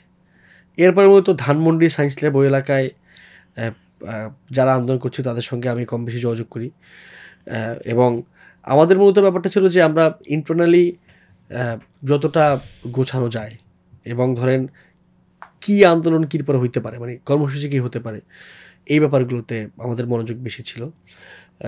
ইন্টারনালি অনেকের সঙ্গে যোগাযোগ করার, যখন ইন্টারনেটটা শাটডাউন হয়ে যায় যোগাযোগ করার চেষ্টা করছি, কারো কারোর সঙ্গে পারছি পাই নাই, ফোনে মেসেজ করতাম এবং ঢাকা শহরের রাস্তায় নেমে ঘুরে বেড়াইতাম। এবং মানে আপনার মনে হতো কি এটা একটা মানে এটা কী বলবো, একটা মরুভূমি, মানুষ নাই। মানে মরুভূমিতে যখন দেখবেন মানে মাইলের পর মাইল কিন্তু কোনো মানুষ নাই, ধুধু বালু, এরকম মনে হতো কি মরুভূমি, কোনো মানুষ নাই, কেউ কারফিউ সময়টাতে হ্যাঁ কেউ বের হচ্ছে না, মানে কোনো কোনো জায়গায় মুভমেন্ট তো কোথাও কোথাও চলতেছে, কিন্তু আপনি কোনো কোনো জায়গায় দেখবেন যে কেউ বের হচ্ছে না। মানে এই বের না হওয়াটা তো একটা লজিক্যাল যে মানুষ এরকম সাহস পাচ্ছে না। তো এটা গুরুত্বপূর্ণ ছিল। এরপরে একসময় আসিফ ভাই নাহিদ ভাইদেরকে ধানমন্ডিতে ওই যে গণস্বাস্থ্য হসপিটালে নিয়ে আসা হয়, এরপর আবার ডিবি কার্যালয়ে নিয়ে যাওয়া হয়। এবং এরপরে যেটা ছিল যে শিক্ষকরা ওইখানে গুরুত্বপূর্ণ ভূমিকা রাখেন, তানজিম স্যার, সামিনা লুৎফি ম্যাম, তাদের সঙ্গে একটা যোগাযোগ হয় যে তারা এখানে ওনাদেরকে ছাড়াই আনার জন্য চেষ্টা করবেন। ক্যাম্পাস তো তখন একদমই আটকানো, ক্যাম্পাসে ঢোকার চেষ্টা করবেন। এবং এর পরে যেটা হয়েছে যে 2 তারিখ রাতটা আমার জন্য, 3 তারিখে তো এক দফা, 2 তারিখ রাতে আমি একটা বিপদে পড়ে গেছিলাম। সেটা হচ্ছে যে আমি তখন, আমার বাসাটা ছিল এই যে কাঁটাবন হাতিরপুরের দিকে, আমি যেখানে থাকতাম। তো নাহিদ ভাইয়ের বাসা হচ্ছে মানে তারা যেখানে বড় হয়েছেন নতুন বাজারের দিকে, বাড্ডার দিকে। তো আমার তার সঙ্গে দেখা করতে ওখানে যাওয়া লাগতো আলোচনার জন্য। তো আমি একটা বাইকে করে যাচ্ছি, তো একজন ব্যক্তি আমাকে দীর্ঘক্ষণ ফলো করছেন। আচ্ছা, তো আমি যেটা করছি, মানে ওইটা বাইকটা ছিল ভাড়ার বাইক, আমি নিজে চালাচ্ছিলাম না। তো আমি তাকে বললাম যে আপনি একটা গলির ভিতরে ঢুকে যান, নয়তো আমি ধরা পড়ে যাবো। ওই ব্যক্তি আমাকে তখন হেল্প করছেন। এরপরে ফেরার পথে আবার এরকম আমার মনে হয়েছে কেউ একজন আমাকে ফলো করতেছে, আল্লাহ বাঁচাই দিয়েছেন আর কি। এটা ছিল। এরপর 3 তারিখে একই জিনিস ঘটছে, অনেকক্ষণ ফলো করা হয়েছে। 3 তারিখে এক দফার পরে আমি, নাহিদ ভাই, মাহফুজ ভাই ছিলেন, আরও কেউ কেউ ছিলেন, হচ্ছে ভুইয়া আসাদ ভাই ছিলেন, আমি মনে করতে পারি।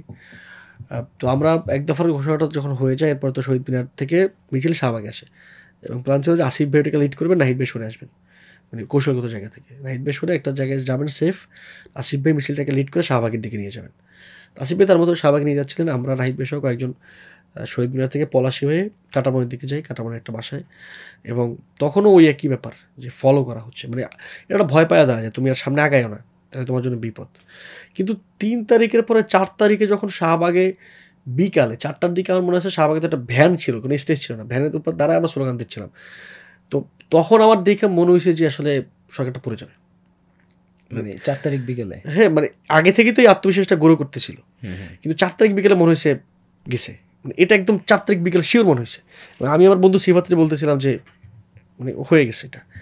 মানে দেখলাম যে মানে আপনি শাহবাগকে চিন্তা করেন, সায়েন্স ল্যাবে গুলি চলতেছে, সায়েন্স ল্যাবে কিন্তু শহীদ হয়েছে, আবার শাহবাগ থেকে একটু সামনে গেলে বাংলা মোটর কারণ বাজারে গুলি চলতেছে, কিন্তু তারপর শাহবাগ মানুষ ছাড়তেছে না, মানুষ শাহবাগে দাঁড়ায় আছে, পুলিশের সঙ্গে ফাইট করতে, মানে চারদিকে গুলি, কিন্তু সে দাঁড়ায় আছে। একদিকে দেখলাম চরমনের যে পীর সাহেবের যে ছোট ভাই, মানে নায়েব আমির সাহেব যিনি, উনি এক বিশাল মিছিল নিয়ে চলে এসছেন।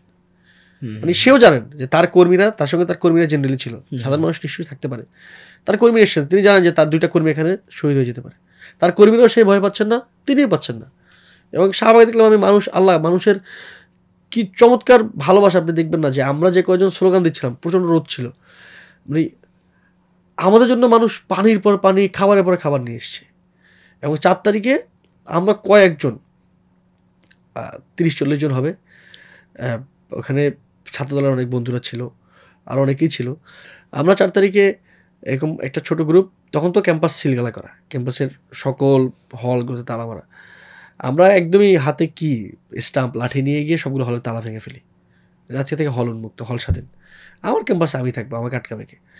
আমরা আমার মাঝে সূর্য হোসেন হলের তালা, বিজয় একাত্তর হলের তালা, জসিমুদ্দিন হলের তালা, জিয়াউর রহমান হলের তালা, মুজিবুর রহমান হলের তালা, সবগুলো হলের তালা একের পর এক ভেঙে ফেলি, যে ক্যাম্পাস আজকে থেকে স্বাধীন, ক্যাম্পাস আজকে থেকে উন্মুক্ত, ক্যাম্পাসে আমরা থাকবো আমাদের ছেলে। এবং আমরা তখন নানাভাবে ফেসবুকে আমন্ত্রণ জানাই যে যারা ক্যাম্পাসের বাইরে আছেন ক্যাম্পাসে চলে আসেন, আমরা আজকে থেকে হল দখলে নিলাম, মানে পুনরায় আর কি। তো 4 তারিখে আমার মনে হয়েছে যে মেবি আমরা আমাদের জীবনের মানে এত রক্তের বিনিময় হইলেও আমরা আমাদের এই তারুণ্যের যে সবচেয়ে বড় ড্রিম হাসিনাকে ফালায় দেয়, এটা মনে হয়ে যাচ্ছে।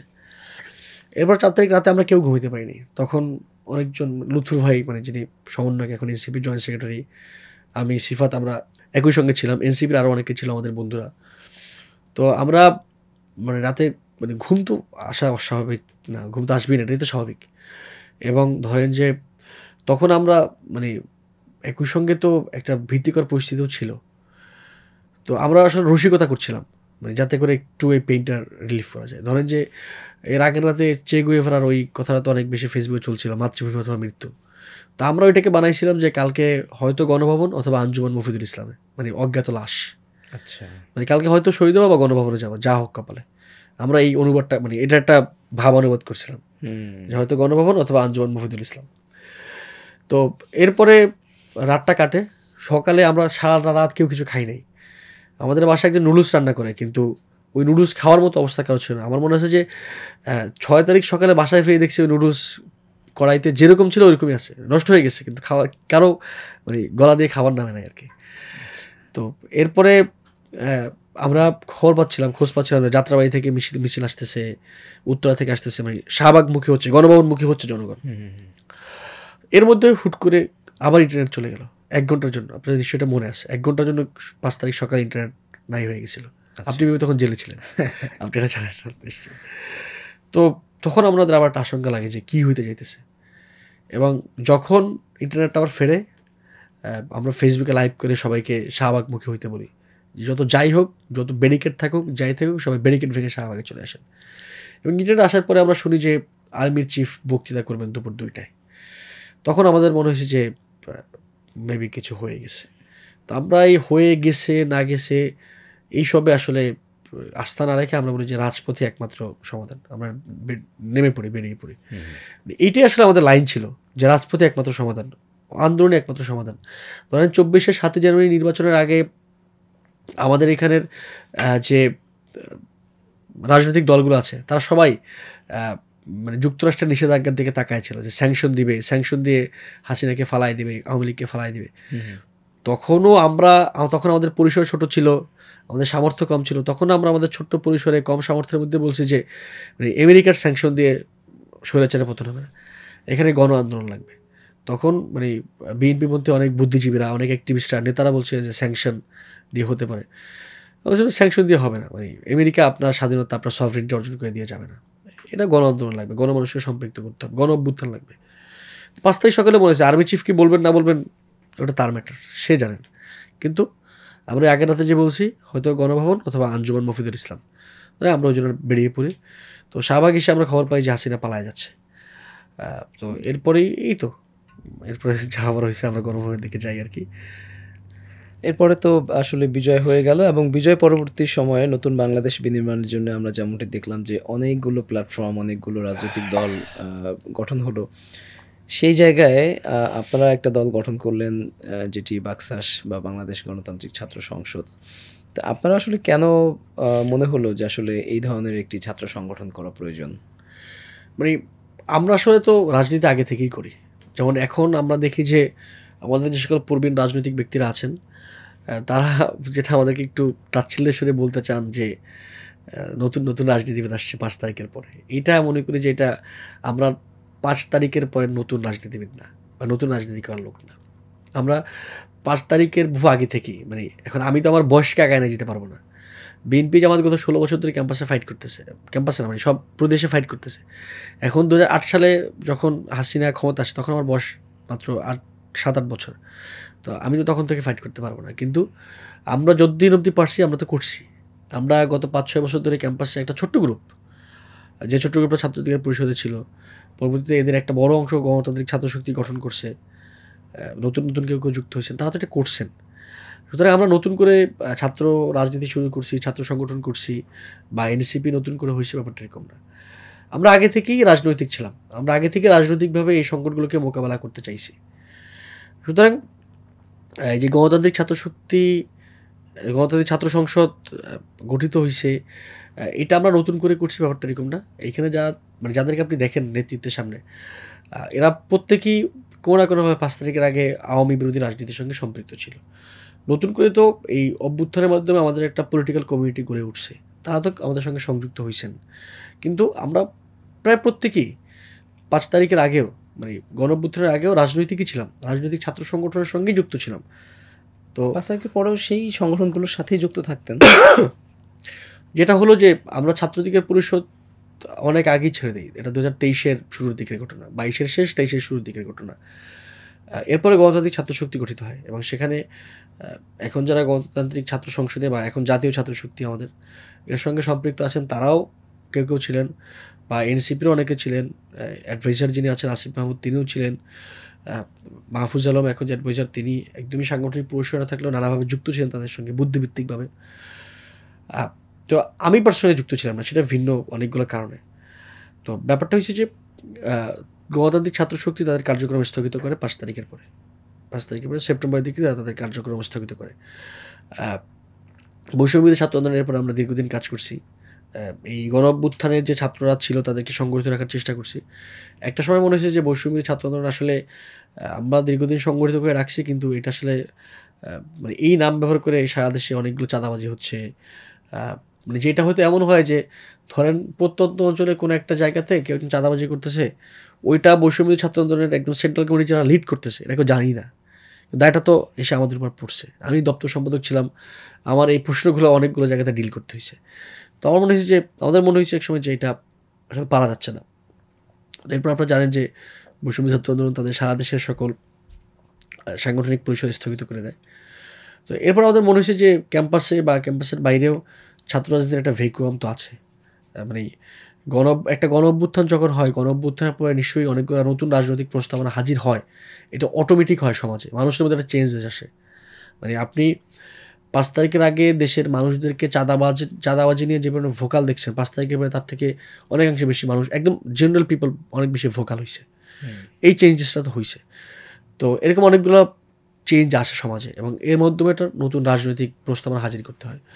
আমাদের মনে হয়েছে যে পুরনো যে রাজনৈতিক ছাত্র সংগঠনগুলো আছে ক্যাম্পাসে এরা এটা পারতেছে না, সুতরাং এই ভ্যাকুয়ামটা আমাদের ফিল আপ করা প্রয়োজন।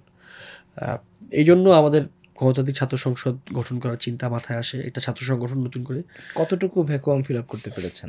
নিশ্চয়ই আমাদের জায়গা থেকে আমাদের অনেকগুলো সীমাবদ্ধতা ব্যর্থতা আছে, আমরা এখন চেষ্টা করছি। যেমন দেখেন আমরা বারবার বিশ্ববিদ্যালয়ের মানে বিশেষ করে ঢাকা বিশ্ববিদ্যালয়ের কথাই যদি বলি, অনেকবার বিশ্ববিদ্যালয় প্রশাসন ভিসি স্যারদের কাছে আবেদন জানাইছি যে একটা ক্যাম্পাস চার্টার করা। সবগুলো এখানে 3টা পক্ষ, মতো সাধারণ ছাত্রদের একটা পক্ষ আছেন যারা আসলে কোনোভাবে রাজনৈতিকভাবে সম্পৃক্ত নয়, কিন্তু এই ক্যাম্পাস নিয়ে তাদের মতামত গুরুত্বপূর্ণ। এখানে ছাত্র সংগঠনগুলো আছে যারা নিশ্চয়ই এই ফেসিবাদ বিরোধী, এবং বিশ্ববিদ্যালয় প্রশাসন একটা গুরুত্বপূর্ণ। এই 3টা পক্ষর যে মতামত সেটা সমন্বয় করে বিশ্ববিদ্যালয়ের রাজনীতি আসলে কেমন চলবে। আপনি তো এখন আর ছাত্রলীগের মতো রাজনীতি চালাইতে পারবেন না বা চালানো যাবে না, কারণ এখানে একটা নতুন রাজনৈতিক প্রস্তাবনা লাগবে। একটা ক্যাম্পাস চার্টারের কথা আমরা গত 1 বছর ধরে বলে এসেছি। বিশ্ববিদ্যালয় থেকে অনেকবার উদ্যোগ নিয়েছেন, কিন্তু সেগুলো কোনোটাই সফলতার মুখ দেখেনি। একটা কমিটি হয়েছিল, সেটার কোনো ওই অর্থে কোনো কমিটির যে সুপারিশ, কমিটির যে পেপার আমরা দেখি নাই। আবার ধরেন অনেকবার বিশ্ববিদ্যালয় প্রশাসন ছাত্র সংগঠনগুলোকে ডেকে ডেকে বসছে, সেখানে আমরা আমাদের মতো করে প্রস্তাবনা দিছি, অন্যান্য রাজনৈতিক ছাত্র সংগঠনগুলো তাদের মতো করে দিছেন, কিন্তু সবগুলো মিলে সমন্বয় করে একটা নীতিমালার মধ্যে যে আসা সেটা হয় নাই। তো আমরা চাইছি যে আমরা আমাদের প্রস্তাবনা দিতেই পারি, কিন্তু একই সঙ্গে তো আমি মনে করি আমি যখন একটা পলিটিক্যাল কমিউনিটিতে বসবাস করি তখন আর একটা সংগঠন তার মতামতটাও গুরুত্বপূর্ণ, আমি তাকে এই সম্মানের জায়গাটুকু দেই। এবং আমি যখন কোনো সোসাইটিতে বসবাস করব তখন নিশ্চয়ই ওই সোসাইটির নর্মস ভ্যালুস তো আমার মেনটেন করতে হবে। তো আমি নিজের মতো করে যদি নিজের পরিবেশ তৈরি করে ফেলি, এ দ্বারা হয়তো ছাত্রদল বিপদে পড়বে, শিবির বিপদে পড়বে, বা অন্য যে কেউ বিপদে পড়তে পারে, বামপন্থী সংগঠনগুলো যারা আওয়ামী লীগ বিরোধী ছিল তারা বিপদে পড়তে পারে। এজন্য আমাদের মনে হচ্ছে যে সবাই মিলে একটা চার্টার তৈরি করতে হবে, যেটা ক্যাম্পাসের জন্য একটা নিরাপদ, সুষ্ঠু, শান্তিপূর্ণ ক্যাম্পাসের জন্য লাগবে, এবং এখানে রাজনৈতিক গণতান্ত্রিক রাজনৈতিক ধারা অব্যাহত থাকবে। তো সেটা আসলে হয় নাই। এটা আমি বলবো যে ছাত্র সংগঠনগুলোর সাংঘাতিক উৎসাহ উদ্দীপনা ছিল, বিশ্ববিদ্যালয় প্রশাসন এখানে মূল গাফলতিটা করছে। না, এমনিতে দাবি দাওয়া বা হচ্ছে যে প্রস্তাবনা এগুলো তো আপনারা পেশ করতে পারেন বা করেছেন। এর বাইরে বিগত 9-10 মাসে আপনাদের এই সংগঠন যাত্রা হওয়ার পরে আপনারা ছাত্র রাজনীতির জন্য গঠনমূলক কি পরিবর্তন করেছেন বা পরিবর্তন আনার জন্য গঠনমূলক কি কাজ করেছেন? আচ্ছা, আমরা প্রথমত যেটা চেষ্টা করছি যে দেখেন বিশ্ববিদ্যালয় ক্যাম্পাসে 5 তারিখের পরে একটা মানে এটাকে কী বলবো, এটা একটা রব উঠেছে বা একটা মুভমেন্ট ওই অর্থে সংগঠিত না হলেও এই কথাগুলো হয়েছে বারবার যে ক্যাম্পাসে কোনো পলিটিক্স চলবে না, no politics in campus, no politics in Dhaka university, এই ক্যাম্পেইনগুলো খুবই চলছে। তো আমরা যেটা মনে করি বা আমরা যে প্রস্তাবনাটা দিই বা আমরা যেটা মানে দেখেন, আমি ছাত্র সংগঠন হিসেবে আমার মানে রিসোর্স খুব সীমাবদ্ধ। বিশ্ববিদ্যালয় ক্যাম্পাসের যতগুলো হাজারটা সমস্যা আছে এটা আমি মানে ওভারনাইট দূর করে দেবো, এটা আমার পক্ষে সম্ভব না। বিশ্ববিদ্যালয়ের ছাত্ররা সিট নাই, মানে এখনও সিটের সমস্যাটা কম, কিন্তু সিটের সমস্যাটা তো ছিল, সামনে আবার হইতে পারে। এখন 2টা হল নতুন করে বানায় দেওয়া এটা ভাই আমার পক্ষে সম্ভব না।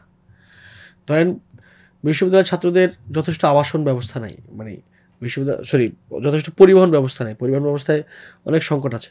এবার আমি তাকে 2টা গাড়ি কিনে দিতে পারবো না, যে আমি 2টা গাড়ি কিনে দিলাম এতে কিছুটা যদি লাঘব হয়, এটা আমার পক্ষে সম্ভব না, আর এটা আমার কাজও না।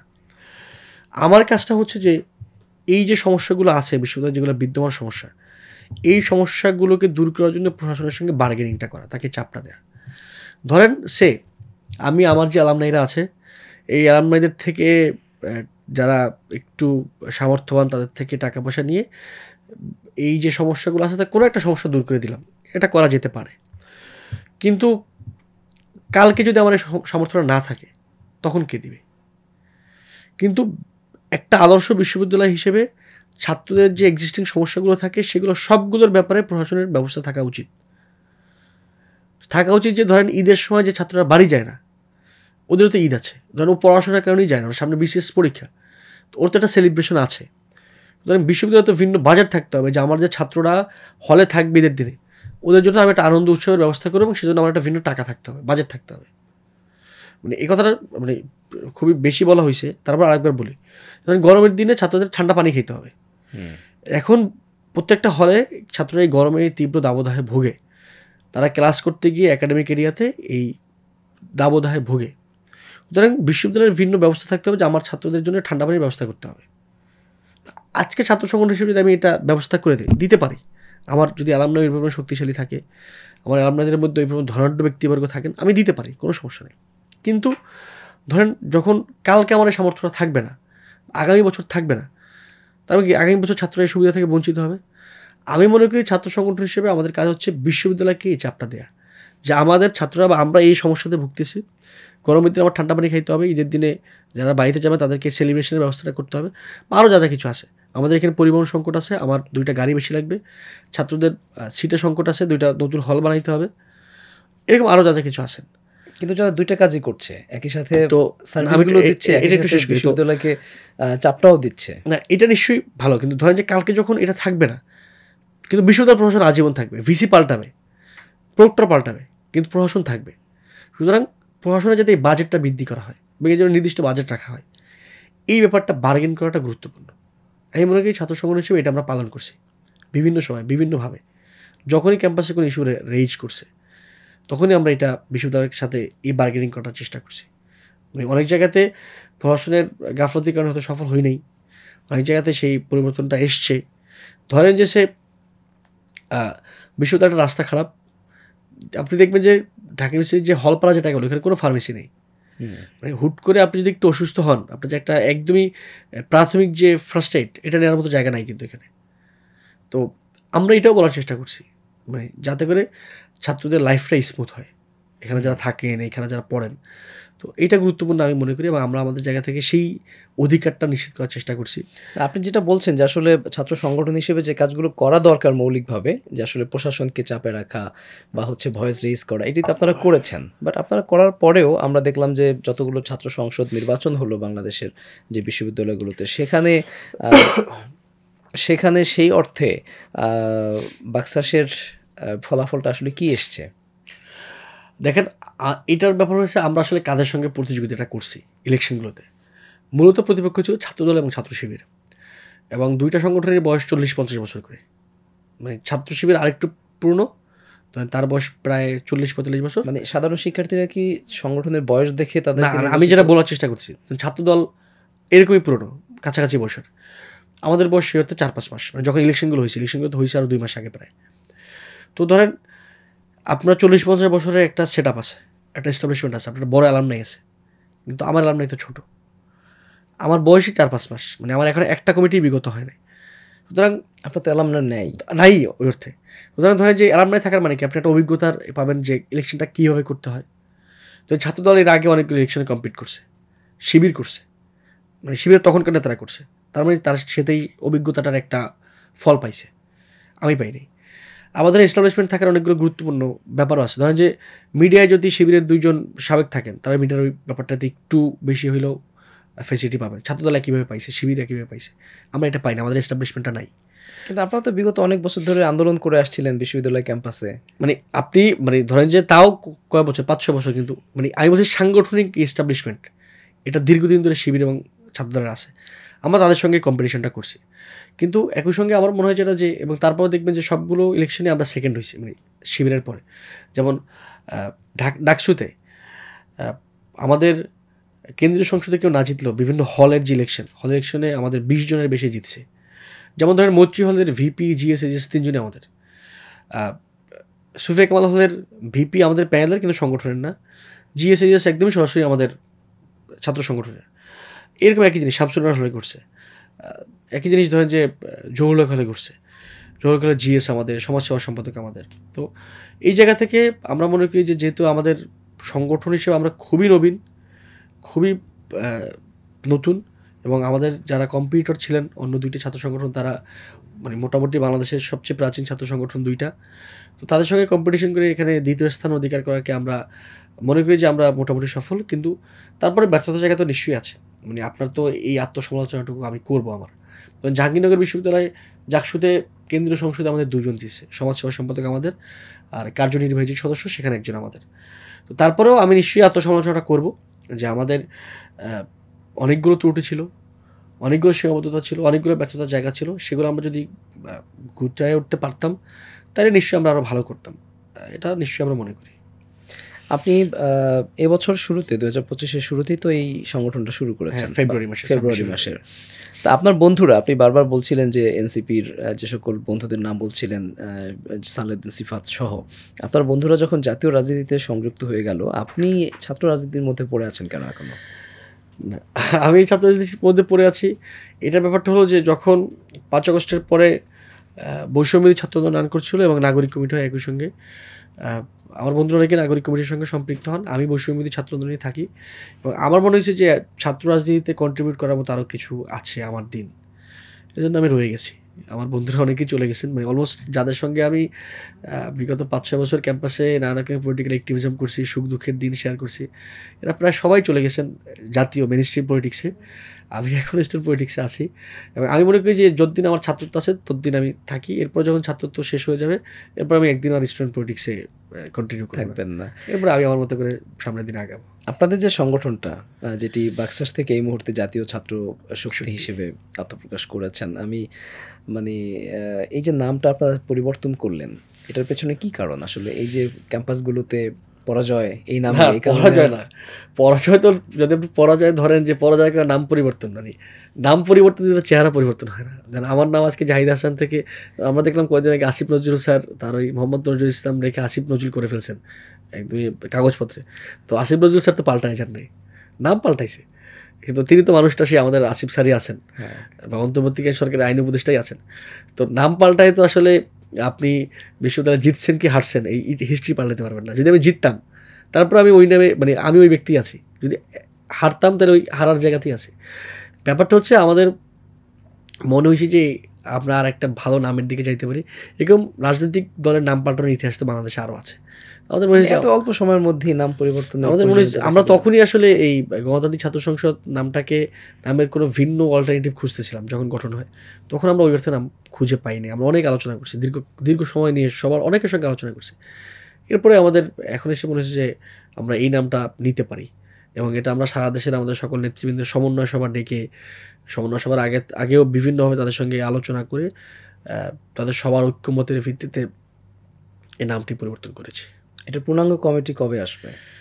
আমরা গতকালকে যেটা বলেছি, সমন্বয় সভাতেও বলেছি, পরবর্তীতে আমাদের বিভিন্ন সামাজিক যোগাযোগ মাধ্যমে আমরা যেটা বলেছি যে এখন পর্যন্ত এটা আগের কাঠামোতে থাকবে, কিন্তু আমরা একই সঙ্গে বলেছি 48 ঘন্টার মধ্যে এটার মানে গতকাল থেকে 48 ঘন্টা 24 ঘন্টা অলরেডি পার হয়ে গেছে, আর 24 ঘন্টার মধ্যে আমরা একটা নতুন নেতৃত্ব দেখতে পাবো ইনশাল্লাহ। মানে 25 অক্টোবরের মধ্যে হয়তো আমাদের এপিসোডটি হয়তো পরে আপলোড হবে, বাট এর মধ্যে যখন আপলোড হবে তখন দর্শকরা নিশ্চয়ই নতুন কোনো হয়তো ডেজিগনেশন পাল্টাই, এটা আমি অবধারণ বলতেছি, হয়তো ডেজিগনেশন পাল্টাই ফেলতে হবে আপনার। আচ্ছা, এই আপনাদের যে জাতীয় ছাত্র শক্তি, এটি কি স্বতন্ত্র কোনো মানে দল, নাকি এটি স্বতন্ত্র দল নয়, এটি এনসিপিরই কোনো শাখা বা হচ্ছে তাদের কোনো সিস্টার কনসার্ন এই ধরনের কোনো প্রতিষ্ঠান কিনা? ব্যাপারটা হচ্ছে যে এনসিপির অঙ্গ সংগঠন আমরা নই বা শাখা সংগঠনও আমরা নই। এনসিপির সঙ্গে আমাদের একটা আদর্শিক সম্পর্ক আছে, এবং সেই সম্পর্কটার একটা প্রকাশ হচ্ছে আমরা বিভিন্ন সময় তাদের থেকে পরামর্শ নেই, ডিসিশন নেই না। ডিসিশনটা আমরা আমাদের মতো করেই নেই। আমাদের নেতৃত্বে কারা আসবেন, ধরেন যখন 26 ফেব্রুয়ারি গঠন হয়েছে, যে কমিটিতে আবু বকর মজুমদার আহ্বায়ক, আমি সদস্য সচিব, এইটা তখন আমাদের যে কমিউনিটি ছিল তাদের মতামতের ভিত্তিতে, তাদের সবার একদমই ওপেন ফোরামের সম্মতির ভিত্তিতে, নাম প্রস্তাবের ভিত্তিতে হয়েছে। এখন যেটা হচ্ছে সেটা আমাদের মধ্যে আলোচনার ভিত্তিতে হবে। সুতরাং আমরা এনসিপির সঙ্গে আমাদের একটা আদর্শিক সহযোগী সম্পর্ক আছে, কিন্তু সেটা কোনোভাবেই মানে শাখা সংগঠন, অঙ্গ সংগঠন হিসেবে না, বা তারা আমাদের ডিসিশনগুলো নিয়ে দেন, তাদের ডিসিশন আমরা চলি এই হিসেবে না। কখনো কখনো আমরা যখন মনে করি যে আমাদের পরামর্শ দরকার, তাদের থেকে একটু পরামর্শ নেওয়া যেতে পারে, তখন আমরা তাদের থেকে সেই পরামর্শটা নিয়ে থাকি। মানে ছাত্রদল, ছাত্র শিবির, অন্যান্য ছাত্র সংগঠনগুলো এমনই বলে, আপনিও ঠিক তেমনটাই বললেন, বাট আমরা বিবিসির এটা আপনার ঠিক করতে হবে প্রকাশ দিয়ে, যে প্রকাশটা কেমন হয়। ধরেন ছাত্রদলের যখন কমিটি হয়, নতুন নেতৃত্ব আসে, তখন সেটা রুহুল কবির রিজভী সাহেবের সিগনেচারে, বা ছাত্রদল নিজেরা যেটা বলে তারেক রহমান সাহেব ঠিক করে দেন। এবার যখন ডাকসু ইলেকশনে ছাত্রদলের প্যানেল হয়েছে, তখন ভিপি প্রার্থী যিনি ছিলেন তিনি বলছেন যে তারেক রহমান সাহেব ঠিক করে দিবেন, ততক্ষণ অবধি আমাদের অপেক্ষা করতে হবে। তো আমাদের প্যানেলটা নিশ্চয়ই নাহিদ ইসলাম সাহেব বা আক্তার হোসেন সাহেব ঠিক করে দেন নাই, এটা আমরা জানিও না। এখন এটাই তো ধরেন মানে ব্যাপারটা হচ্ছে আমরা আমাদের মধ্যে আলোচনার ভিত্তিতে ঠিক করছি যে কে ভিপি ইলেকশন করবেন, কে জিএস করবেন, কে এজিএস করবেন, বা অন্যান্য পদগুলো। কিন্তু আমরা দেখি যখন নাম পরিবর্তন হয় তখন একদম স্টেজ জুড়ে এনসিপির নেতৃবৃন্দই কিন্তু থাকেন না। এনসিপির নেতৃবৃন্দ থেকে আমরা গতকালকে আমাদের সমন্বয় সভায় আমরা যেটা বলছি, আমরা পরামর্শ নিয়ে থাকি। তারা যেহেতু কালকে সারা দেশ থেকে আমাদের নেতৃবৃন্দ এসছেন, তো যেহেতু আমরা আদর্শিক জায়গাটাতে অ্যালাইন করি, তো তাদের সেই পরামর্শ বলেন কিংবা দিক নির্দেশনা আমাদের জন্য জরুরি। আমাদের সারা দেশের নেতৃবৃন্দ নিশ্চয়ই আমরা তাদেরকে কাছে পাই চাইলে, কিন্তু ধরেন যে পঞ্চগড় থেকে এসছে, চিটাং থেকে এসছে, ও তো পায় না কাছে, কক্সবাজার থেকে যে এসছে। তো আমরা চাইছি যে এই যে ব্যাপারগুলোতে আমরা তাদের সঙ্গে কনসাল্ট করতে পারি কাছে থেকে, এই কনসালটেশনটা আমাদের সারা দেশের নেতৃবৃন্দ পাক। আপনাদের সারা দেশে কমিটি আছে? সারা দেশে এখন এত অল্প সময় তো একদম সবগুলো জায়গাতে কমিটি দেওয়া সম্ভব না। আমরা অলমোস্ট প্রায় 30টার মতো জেলা বা জেলা সমন্বয় কমিটি গঠন করতে পারছি। বাকি অনেকগুলো জায়গার কমিটি প্রস্তাবিত আছে, এবং সব জায়গাতেই আমাদের আসলে কানেকশানটা কি, কানেকশান হচ্ছে গণ-অভ্যুত্থানে যারা লিড করছেন নানা জায়গাতে, ধরেন যে কক্সবাজার যে লিড করছেন, বা ধরেন পঞ্চগড়ে যে লিড করছেন, তো এইরকম কমিটিগুলোর সঙ্গে আমাদের যোগাযোগ আছে, এবং সেটা সাংগঠনিক যোগাযোগ। তারপরে আমরা এই কমিটি গঠনের দিকে আগাচ্ছি আর কি, আশা করি হয়ে যাবে শীঘ্রই। আপনি কেন্দ্রীয় নেতা হওয়া সত্ত্বেও আপনি ডাকসু নির্বাচন কেন করলেন না? ভাই, পদ তো 3টা, মানে ভিভিজিএস এজিএস, মানে যদি একদমই উপরে 3টা পদ ধরি, এখন এই 3টা পদে তো 6 জন ইলেকশন করতে পারবে না, 3 জনই পারবে, মানে সাংগঠনিক পরিষদ থেকে। তো এখন ব্যাপারটা হচ্ছে দলের সেকেন্ড ম্যান হিসেবে আপনি তো জিএস পদে অন্তত নির্বাচন করতে সেটা নিশ্চয়ই আপনি বলতে পারেন, কিন্তু পদ তো 3টা, বা ধরেন একদম পুরো প্যানেল ধরলে পদ তো 28টা। এখানে তো আমি 56 জনকে ইলেকশন করাইতে পারবো না, ইলেকশন তো 28 জনই করবে। তো আমার মনে হচ্ছে যে আমার যে সহযোদ্ধারা আছেন, যারা ইলেকশন করছেন, তারা আমার থেকে ভালো করতে পারেন, কিংবা আমি মনে করছি যে যেহেতু তারা ইলেকশন করতে চান, আমি আমার সহযোদ্ধাদের প্রতি এতটুকু উদার, এতটুকু সহনশীল হই, আমি ইলেকশনটা না করি, পিছিয়ে আসি। কিন্তু নিশ্চয়ই যারা ঢাকা বিশ্ববিদ্যালয় ক্যাম্পাসে ছাত্র রাজনীতি করেন, এবং সেটা নিশ্চয়ই আমরা যখন শুরু করছি তখন আমি আপনাকে যেটা বললাম, কোনো রকম স্বার্থহীনভাবে শুধু অধিকারের জন্য শুরু করি, তাদের নিশ্চয়ই ডাকসু করার একটা স্বপ্ন থাকে। হারি কি জিতি সেটা পরের ব্যাপার, ডাকসু করাটাই ইটসেলফ একটা এক্সপিরিয়েন্স। আপনি বাংলাদেশে মানে এটাকে সেকেন্ড পার্লামেন্ট বলা হয়, ওই ইলেকশনে অংশগ্রহণ করছেন, বিশ্ববিদ্যালয় মানে পুরো দেশের সবচেয়ে মেধাবীরা আপনাকে ভোট দিয়ে কেন জয়যুক্ত করবে সেই কোশ্চেনটা আপনার ডিল করতে হবে। এটা একটা হিউজ জিনিস এবং এটা খুবই গুরুত্বপূর্ণ। সেই জায়গা থেকে তারপর আমার মনে হয়েছে আমাদের সাংগঠনিক জায়গা থেকে আমার একটু ব্যাক করা উচিত, আমার যারা কমরেডরা আছেন তাদেরকে এই সুযোগটা দেওয়া উচিত। না, কিন্তু আপনি যে কমরেডদেরকে সুযোগটা দিয়েছেন, আমি যদি নাম ধরেই বলি জনাব আব্দুল কাদেরকে আপনারা সুযোগ দিয়েছেন, আপনার কি মনে হয় না যে জনাব কাদের সাহেবের মতো একজন বিতর্কিত মানে নেতৃত্বকে আপনারা যদি নমিনেশন না দিয়ে আপনি যদি সেখানে নির্বাচন করতেন তাহলে এটা বাকশাসের জন্য আরেকটু ভালো হতো? না, সেটা আফটার ইলেকশন এরকম অনেকগুলো অবজারভেশন আমরা দিতে পারি, কিন্তু ধরেন যে ব্যাপারটা হলো আব্দুল কাদের ইলেকশন করছেন, তিনি ইলেকশনে হেরে গেছেন, বা আপনি যেটা বলছেন বিতর্কিত ব্যক্তিত্ব, মানে এটা বাংলাদেশে কারো কারোর কাছে সে নিশ্চয়ই খুবই বিতর্কিত, এটা আমরা নানাভাবে দেখি। কিন্তু আমাদের সাংগঠনিক জায়গা থেকে মনে হয়েছে আব্দুল কাদের এই গণঅভ্যুত্থানে একটা অসীম সাহসী ভূমিকা রাখছেন, 9 দফা ঘোষণা করছেন, এবং এটা তখন তো টাফ ছিল, তখন অন্য কেউ সাহসটা করেন নাই, কাদের করছেন। এবং বিশ্ববিদ্যালয় ক্যাম্পাসে গত 1 বছর কাদের মানে নানাভাবে কাজ করছেন ছাত্রদের সাথে মিলে মিশে। অনেকে ক্যাম্পাস ছেড়ে গেছে অনেক কিছুর আশায়, কাদের কোথাও যান নাই, কাদের ক্যাম্পাসেই পুরো ছিলেন। সেই জায়গা থেকে আমাদের মনে হয়েছে যে কাদের ইলেকশনটা করতে পারেন, আমরা জায়গা থেকে কাদেরকে ভিপি পদে নমিনেট করছি আর কি।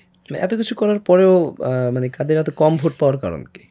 মানে কম ভোট পাওয়ার অনেকগুলো কারণ আছে, সবগুলো কারণ যে আমাদের এন্ড থেকে হবে তা না। ধরেন অন্য এন্ড থেকে তো অনেকগুলো কারণ হতে পারে। ধরেন যে এখানে যারা জিতছেন বা যারা ভালো করছেন তারা নিশ্চয়ই এমন কিছু করছেন যেটা আমরা করি নাই বা করতে পারি নাই, বা আমরা হয়তো অনেকগুলো পলিটিক্যাল সিদ্ধান্ত নিয়েছি যেগুলো আমাদের মনে হচ্ছে যে আমাদের ভুল ছিল। অনেকে পলিটিক্যালি খুবই শার্প ডিসিশন নিছেন। তো সব কিছু মিলেই তো এই ব্যাপারটা, সুতরাং সবগুলো কারণ যে আমাদের এন্ড থেকে হবে তা না। অনেকগুলো ধরেন যে সে 2 জন কম্পিটিটর, একজন ভালো করতেছে আর একজন তার থেকে ভালো করছে, সে তো জিতে যাবে, স্বাভাবিক না? তো আমাদের মনে হচ্ছে এই জায়গা থেকে আমাদের মানে কাদের বলেন বা অন্য বাকিরা যারা ইলেকশনে জয়ী হইতে পারেন নাই, নানা কারণেই তারা পারেন নাই। এখানে আমাদের দিক থেকেও নিশ্চয়ই সীমাবদ্ধতা, ব্যর্থতা ছিল। পলিটিক্যাল ডিসিশন মেকিংয়ের ক্ষেত্রেও কিছু সীমাবদ্ধতার মধ্যে আমরা পড়ছি। একই জিনিস অন্য এন্ড থেকে হয়েছে যে অন্যান্য ছাত্র সংগঠনগুলোর ওই যেটা বললাম আপনাকে আমি, যে ছাত্রদল এবং শিবিরের তো দীর্ঘ এস্টাবলিশমেন্ট আছে, যেটা আমাদের নাই। ধরেন যদি আমরা এনসিপির সঙ্গেও সহযোগী বা আদর্শিক হিসেবে যুক্ত থাকি, এনসিপিতে যারা এখন পলিটিক্স করতেছে সামনে দাঁড়ায়, তাদের কারোরই বয়স 30-32-এর বেশি না, 30-32 এই তো। কিন্তু তাদের থেকে ধরেন যে জামাত ইসলামের নেতারা বা বিএনপির নেতারা, তারা তো মানে বাংলাদেশে দীর্ঘ বছর ধরে এই রাজনৈতিক কাজ করে যাচ্ছেন। সেই সকল জায়গা থেকে আমরা একটু পিছিয়ে গেছি, যেটা অবশ্যই নিশ্চয়ই কাদেরের ভোটের মাঠে ইফেক্ট করছে। বিশ্ববিদ্যালয়ের টিএসসি বলি অথবা মধুর ক্যান্টিন বলি, এগুলো কি কোনো রাজনৈতিক দল বা কোনো ছাত্র সংগঠন নিজেদের সম্পত্তি হিসেবে বা নিজেদের সম্পদ হিসেবে কি ব্যবহার করতে পারে? না, এগুলো তো বিশ্ববিদ্যালয়ের জায়গা, টিএসসি, মধুর ক্যান্টিন, ডাকসু ভবন বা আর যা কিছু আছে ক্যাম্পাস, নিশ্চয়ই এগুলো। এবার আপনি যেটা জানতে চাইছেন যে আমাদের অফিস কেন মধুর ক্যান্টিন, কেউ যদি সেটিকে নিজেদের অফিস হিসেবে, এইটা হচ্ছে দেখেন মানে ব্যাপারটা এরকম না যে আমরা মধুর ক্যান্টিন দখল করে ফেলছি। মধুর ক্যান্টিনে আমরা আমাদের মানে একটা রাজনৈতিক অফিসের যা লাগে, যে সেট আপ লাগে, যে দপ্তর লাগে, যেগুলো আমি দপ্তর লাগে, সেটা তো আমরা মধুর ক্যান্টিন করি নাই। কিন্তু আমাদের মনে হয়েছে যে যেহেতু আমরা ছাত্র রাজনীতি করছি, আমাদের মূল ফোকাসটা ক্যাম্পাসে থাকা উচিত। এই ক্যাম্পাস থেকেই গণঅভ্যুত্থানের শুরু, এবং এই ক্যাম্পাসের ছাত্ররাই এই পলিটিক্যাল ডিসিশনটা নিছেন যে হাসিনাকে তারা ফালায় দিবেন। সুতরাং ক্যাম্পাসের সঙ্গে সম্পৃক্ততা আমাদের থাকা উচিত। এটা শুধু আমরা না, এটা আপনি আরও অনেকগুলো ছাত্র সংগঠনে দেখবেন, তারা প্রধান কার্যালয় বা কার্যালয় হিসেবে মধুর ক্যান্টিনকে উল্লেখ করে। যেমন আপনি বামপন্থী অনেকগুলো ছাত্র সংগঠনে দেখবেন এটা হয়। কিন্তু মূলধারার ছাত্র সংগঠন যেগুলো রয়েছে, ছাত্র দল বলি কিংবা ছাত্র শিবির বলি, মানে ব্যাপারটা হচ্ছে 2টা কার্যালয়। এটা হচ্ছে দাপ্তরিক কার্যালয়, আমাদের দাপ্তরিক কার্যালয় কিন্তু মধুর ক্যান্টিন না। এটা জন্য আমাদের ভিন্ন অফিস আছে, যেখানে আমরা বসি, মিটিং করি, আমাদের দাপ্তরিক সেট আপ যেখানে। কিন্তু ক্যাম্পাসের সঙ্গে সম্পৃক্ততার জন্য আবার যখন আমরা মধুর ক্যান্টিনকে বেছে নিই, তখন আমাদের দাপ্তরিক কার্যালয় করতে ছিল না, কারণ আমাদের নতুন সংগঠন হয়েছে। ঢাকা শহরে একটা দাপ্তরিক কার্যালয় নিতে গেলে যেই টাকা পয়সা রিসোর্স লাগে, পরে যখন হলো তখনও কেন চেঞ্জ করলেন না? মানে আমরা মনে করি যে ক্যাম্পাসের সঙ্গে আমাদের সম্পৃক্ততা থাকা উচিত, এবং ক্যাম্পাস যেহেতু ছাত্র রাজনীতির মূল জায়গা, সুতরাং অন্য কোনো দিকে ফোকাস না দিয়ে আমাদের ক্যাম্পাসের দিকে ফোকাস দেওয়াটা বেশি জরুরি। এই জন্য আমরা মধুর ক্যান্টিনকে কার্যালয় হিসেবে উল্লেখ করি আর কি। কিন্তু ব্যাপারটা এরকম নয় যে একটা কার্যালয় বলতে, যে আপনার অফিস বলতে আপনি যেটা বুঝেন, এই সকল সেট আপ আমরা মধুর ক্যান্টিনে নিয়ে গেছি। মধুর ক্যান্টিনে আগে যেটা ছাত্রলীগই শুধু বসতো, সেখানে ছাত্র দলের মানে নেতারা বসতে পারতো না, অন্য কেউই পারতো না, মানে একটা ন্যূনতম সংবাদ সম্মেলন করতে পারতো না। মানে এটা তো আমাদের দ্বারা হয় নাই। না, এটা কিন্তু একটা নেগেটিভ দিকও আছে যে আসলে মানে আপনাদের দিক থেকেই যে আসলে আপনাদের সংগঠনের কিছুটা দেউলিয়াত্ব কি প্রমাণ করে কিনা যে আসলে একটা অফিস তাদের নাই। না, অফিস তো নিশ্চয়ই আছে, মানে আমাদের দাপ্তরিক অফিস যেটা আমরা বলি, যেখানে আমরা বসি মিটিং করি, আমাদের দাপ্তরিক কার্যাবলী হয়, নানা রকমের কাজ থাকে, সেটা তো নিশ্চয়ই আমাদের আছে। সেটা তো আমরা ধরেন যে আমি তো মানে বদর কেন্দ্রের কম্পিউটার নিয়ে জানি, যে কম্পিউটার থেকে ধরেন আমার পেজ টেজ লেখা হয়, বা ধরেন আমার ফেসবুক পেজটা অপারেট করা হয়, যারা করেন তারা তো গিয়ে বদর কেন্দ্রের মানে পিসি নিয়ে বসে যান নাই। তো এটা আর কি। এমনিতে আপনার এখন যে সকল ছাত্র সংগঠনগুলো এক্সিস্টিং আছে, আপনি যেমনটা বলছিলেন যে আসলে একটি অভ্যুত্থানের পরে একটি নতুন আকাঙ্ক্ষা তৈরি হয়, সেই আকাঙ্ক্ষার জন্যই মূলত আপনারা নতুন একটি প্ল্যাটফর্ম করেছেন এবং সম্প্রতি সেটির নাম পরিবর্তন করে আপনারা নাম দিয়েছেন জাতীয় ছাত্র শক্তি। আমি জানতে চাচ্ছি যে সাধারণ শিক্ষার্থীরা তারা মানে অন্যান্য এক্সিস্টিং ছাত্র সংগঠনগুলোর তুলনায় কেন জাতীয় ছাত্র শক্তিকে এগিয়ে রাখবে? বিবেচনাটা নিশ্চয়ই ছাত্রদের কাছে, কিন্তু আমরা যেটা মনে করি বা আমরা যেভাবে করে ক্যাম্পাসকে বাংলাদেশকে কল্পনা করি, সেই জায়গা থেকে ছাত্ররা নিশ্চয়ই এগিয়ে রাখবে। জায়গাগুলো হচ্ছে এরকম, ধরেন আমরা এখন পর্যন্ত মানে যদি ক্যাম্পাসের কথা বলি, ক্যাম্পাসে রাজনীতি কলুষিত হয় কিসের জন্য? রাজনীতি কলুষিত হয় মূলত মাদার পার্টির এজেন্ডাকে ক্যাম্পাসে নিয়ে যাওয়া হয়। ধরেন শেখ হাসিনা রাজাকার বলছে ছাত্রদেরকে, ছাত্ররা মিছিল বের করছে 14 জুলাই রাতে। সুতরাং ওই কথাকে ডিফেন্ড করতে গিয়ে 15 জুলাই সকালে ছাত্রলীগ ক্যাম্পাসে নির্বিচারে হামলা চালাইছে, ছেলে মেয়ে মানে হিন্দু মুসলিম কোনো বাজ বিচার না করে সবার উপর হামলা করছে। আবার ধরেন ওবায়দুল কাদের সাহেব বলছেন কি যে এদেরকে প্রতিহত করতে ছাত্রলীগই যথেষ্ট। সুতরাং এই মাদার পার্টির এজেন্ডাকে সে ক্যাম্পাসে নিয়ে গেছে। এখন এইটা যে শুধুমাত্র এইবারই হয়েছে বা ছাত্রলীগ করতে কি হয়েছে ব্যাপারটা এরকমও না, আগে হয়েছে। আপনি দেখেন মানে এই ক্যাম্পাসে তো অনেকগুলো লাশও পড়ছে, অনেকভাবেই পড়ছে, অনেকের দ্বারাই পড়ছে। তো আমরা আসলে শুরু থেকে যেটা বলছি যে আপনাকে একটু আমরা যেটা বললাম যে এনসিপির সঙ্গে আমাদের একটা পরামর্শের ভিত্তিতে সম্পর্ক আছে, কিন্তু এটা তাদের এজেন্ডা বাস্তবায়নের সম্পর্ক নয়। এবং তাদের এই এজেন্ডাকে আমি কখনো ক্যাম্পাসে মানে এখনও অব্দি আমরা নিয়ে যাইনি যে কোনো একটা ইস্যু এটা এনসিপি মনে করে বা এনসিপির সঙ্গে যে অন্যান্য পলিটিক্যাল পার্টির ক্লাস, সেটাকে আমরা ক্যাম্পাসে নিয়ে যাইনি। সুতরাং আমরা মনে করি এইটা হচ্ছে আমাদের মূল শক্তির জায়গা, যে আমরা আসলে এখানে ছাত্রদের সাথে কাজ করতে চাই, ছাত্রদের অধিকার নিয়ে কাজ করতে চাই, ছাত্রদের বিভিন্ন সুবিধা অসুবিধা নিয়ে কাজ করতে চাই।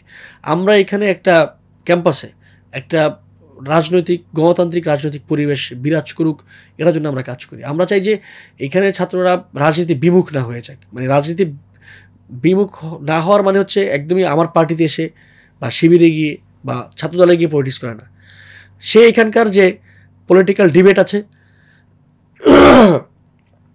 ছাত্ররা এখানকার যে রাজনৈতিক পরিবেশ আছে তার সাথে সে পার্টিসিপেট করুক, সে মতামত দিক। এখানে আইডিয়া এবং ইডিওলজির একটা ডিবেট সবসময় চলুক। এবং ক্যাম্পাসকে যেভাবে গত 1 বছরে মানে জাতীয় ইস্যু থেকে একদম ধীরে ধীরে বিচ্ছিন্ন করে ফেলা হয়েছে, এটা না হয়ে যাক। ধরেন এই ছাত্রদের নেতৃত্বে তো গণঅভ্যুত্থান হয়েছে, বিএনপি এবং জামাতের লোকেরা তো গত 16 বছর সেটা করতে পারেননি, শেষমেশ তরুণরা করছেন। কিন্তু দেখেন এই গত 1 বছরের সংস্কার নিয়ে বিচার নিয়ে যত যা কিছু হয়েছে, এটার কোনো আলোচনা আপনি ক্যাম্পাসে পাবেন না। কোথাও ক্যাম্পাসে কোনো আলোচনা নেই। ক্যাম্পাসে ডিবেট হয় কী নিয়ে, ফিল্টার দিব কি দিব না। ক্যাম্পাসে ডিবেট হয় কী নিয়ে যে গরু কে আগে খাওয়াবে কে পরে খাওয়াবে। ক্যাম্পাসে ডিবেট হয় কী নিয়ে যে কিছু হইলেই একটা গরু ভোজ করো। কিন্তু এই যে ছাত্রদের রক্তে ও ছাত্রদের নেতৃত্বে একটা গণঅভ্যুত্থান হইল, আমি ছাত্রদের মধ্যে কোনো পার্থক্য করছি না, কে দল কে শিবির কে শক্তি, এটা করছি না। ছাত্র তো সে এই ক্যাম্পাসে সে বড় হয়েছে, এই ক্যাম্পাসে সে থাকে খায় ঘোরে। কিন্তু ধরেন সংস্কার নিয়ে কোনো আলোচনা হয়নি। এতগুলো সংস্কার কমিশন হয়েছে, এতগুলো রিপোর্ট পেশ করা হয়েছে, এর কোনো আলোচনা ছিটে ফোটা আপনি ক্যাম্পাসে খুঁজে পাবেন না।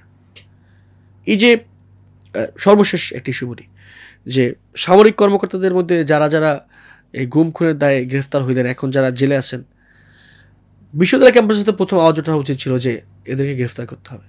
এবং আমরা ছাত্র সংগঠন হিসেবে প্রথমবারের মতো একদম পাবলিকলি মানে সংগঠন আকারে, ব্যক্তি আকারে না, আমি জাহিদ হাসান ব্যক্তি আকারে না, সংগঠন আকারে প্রথমবারের মতো এটা নিয়ে বিবৃতি দিয়েছি যে যারা এই গুম খুনের সঙ্গে জড়িত ছিল, এখন দেখেন এই গুম খুনটাকে আমাদের উপর হয়েছে। এটা কেন্দ্রীয় সংগঠন থেকে দিয়েছেন না বিশ্ববিদ্যালয়? কেন্দ্রীয় মানে একদম কেন্দ্র থেকে, আমাদের উপরে হয় না, বিএনপির উপরে হয়েছে, ছাত্রদের উপর হয়েছে, জামাতের উপর হয়েছে, শিবিরের উপর হয়েছে, আর অনেকের উপর হয়েছে।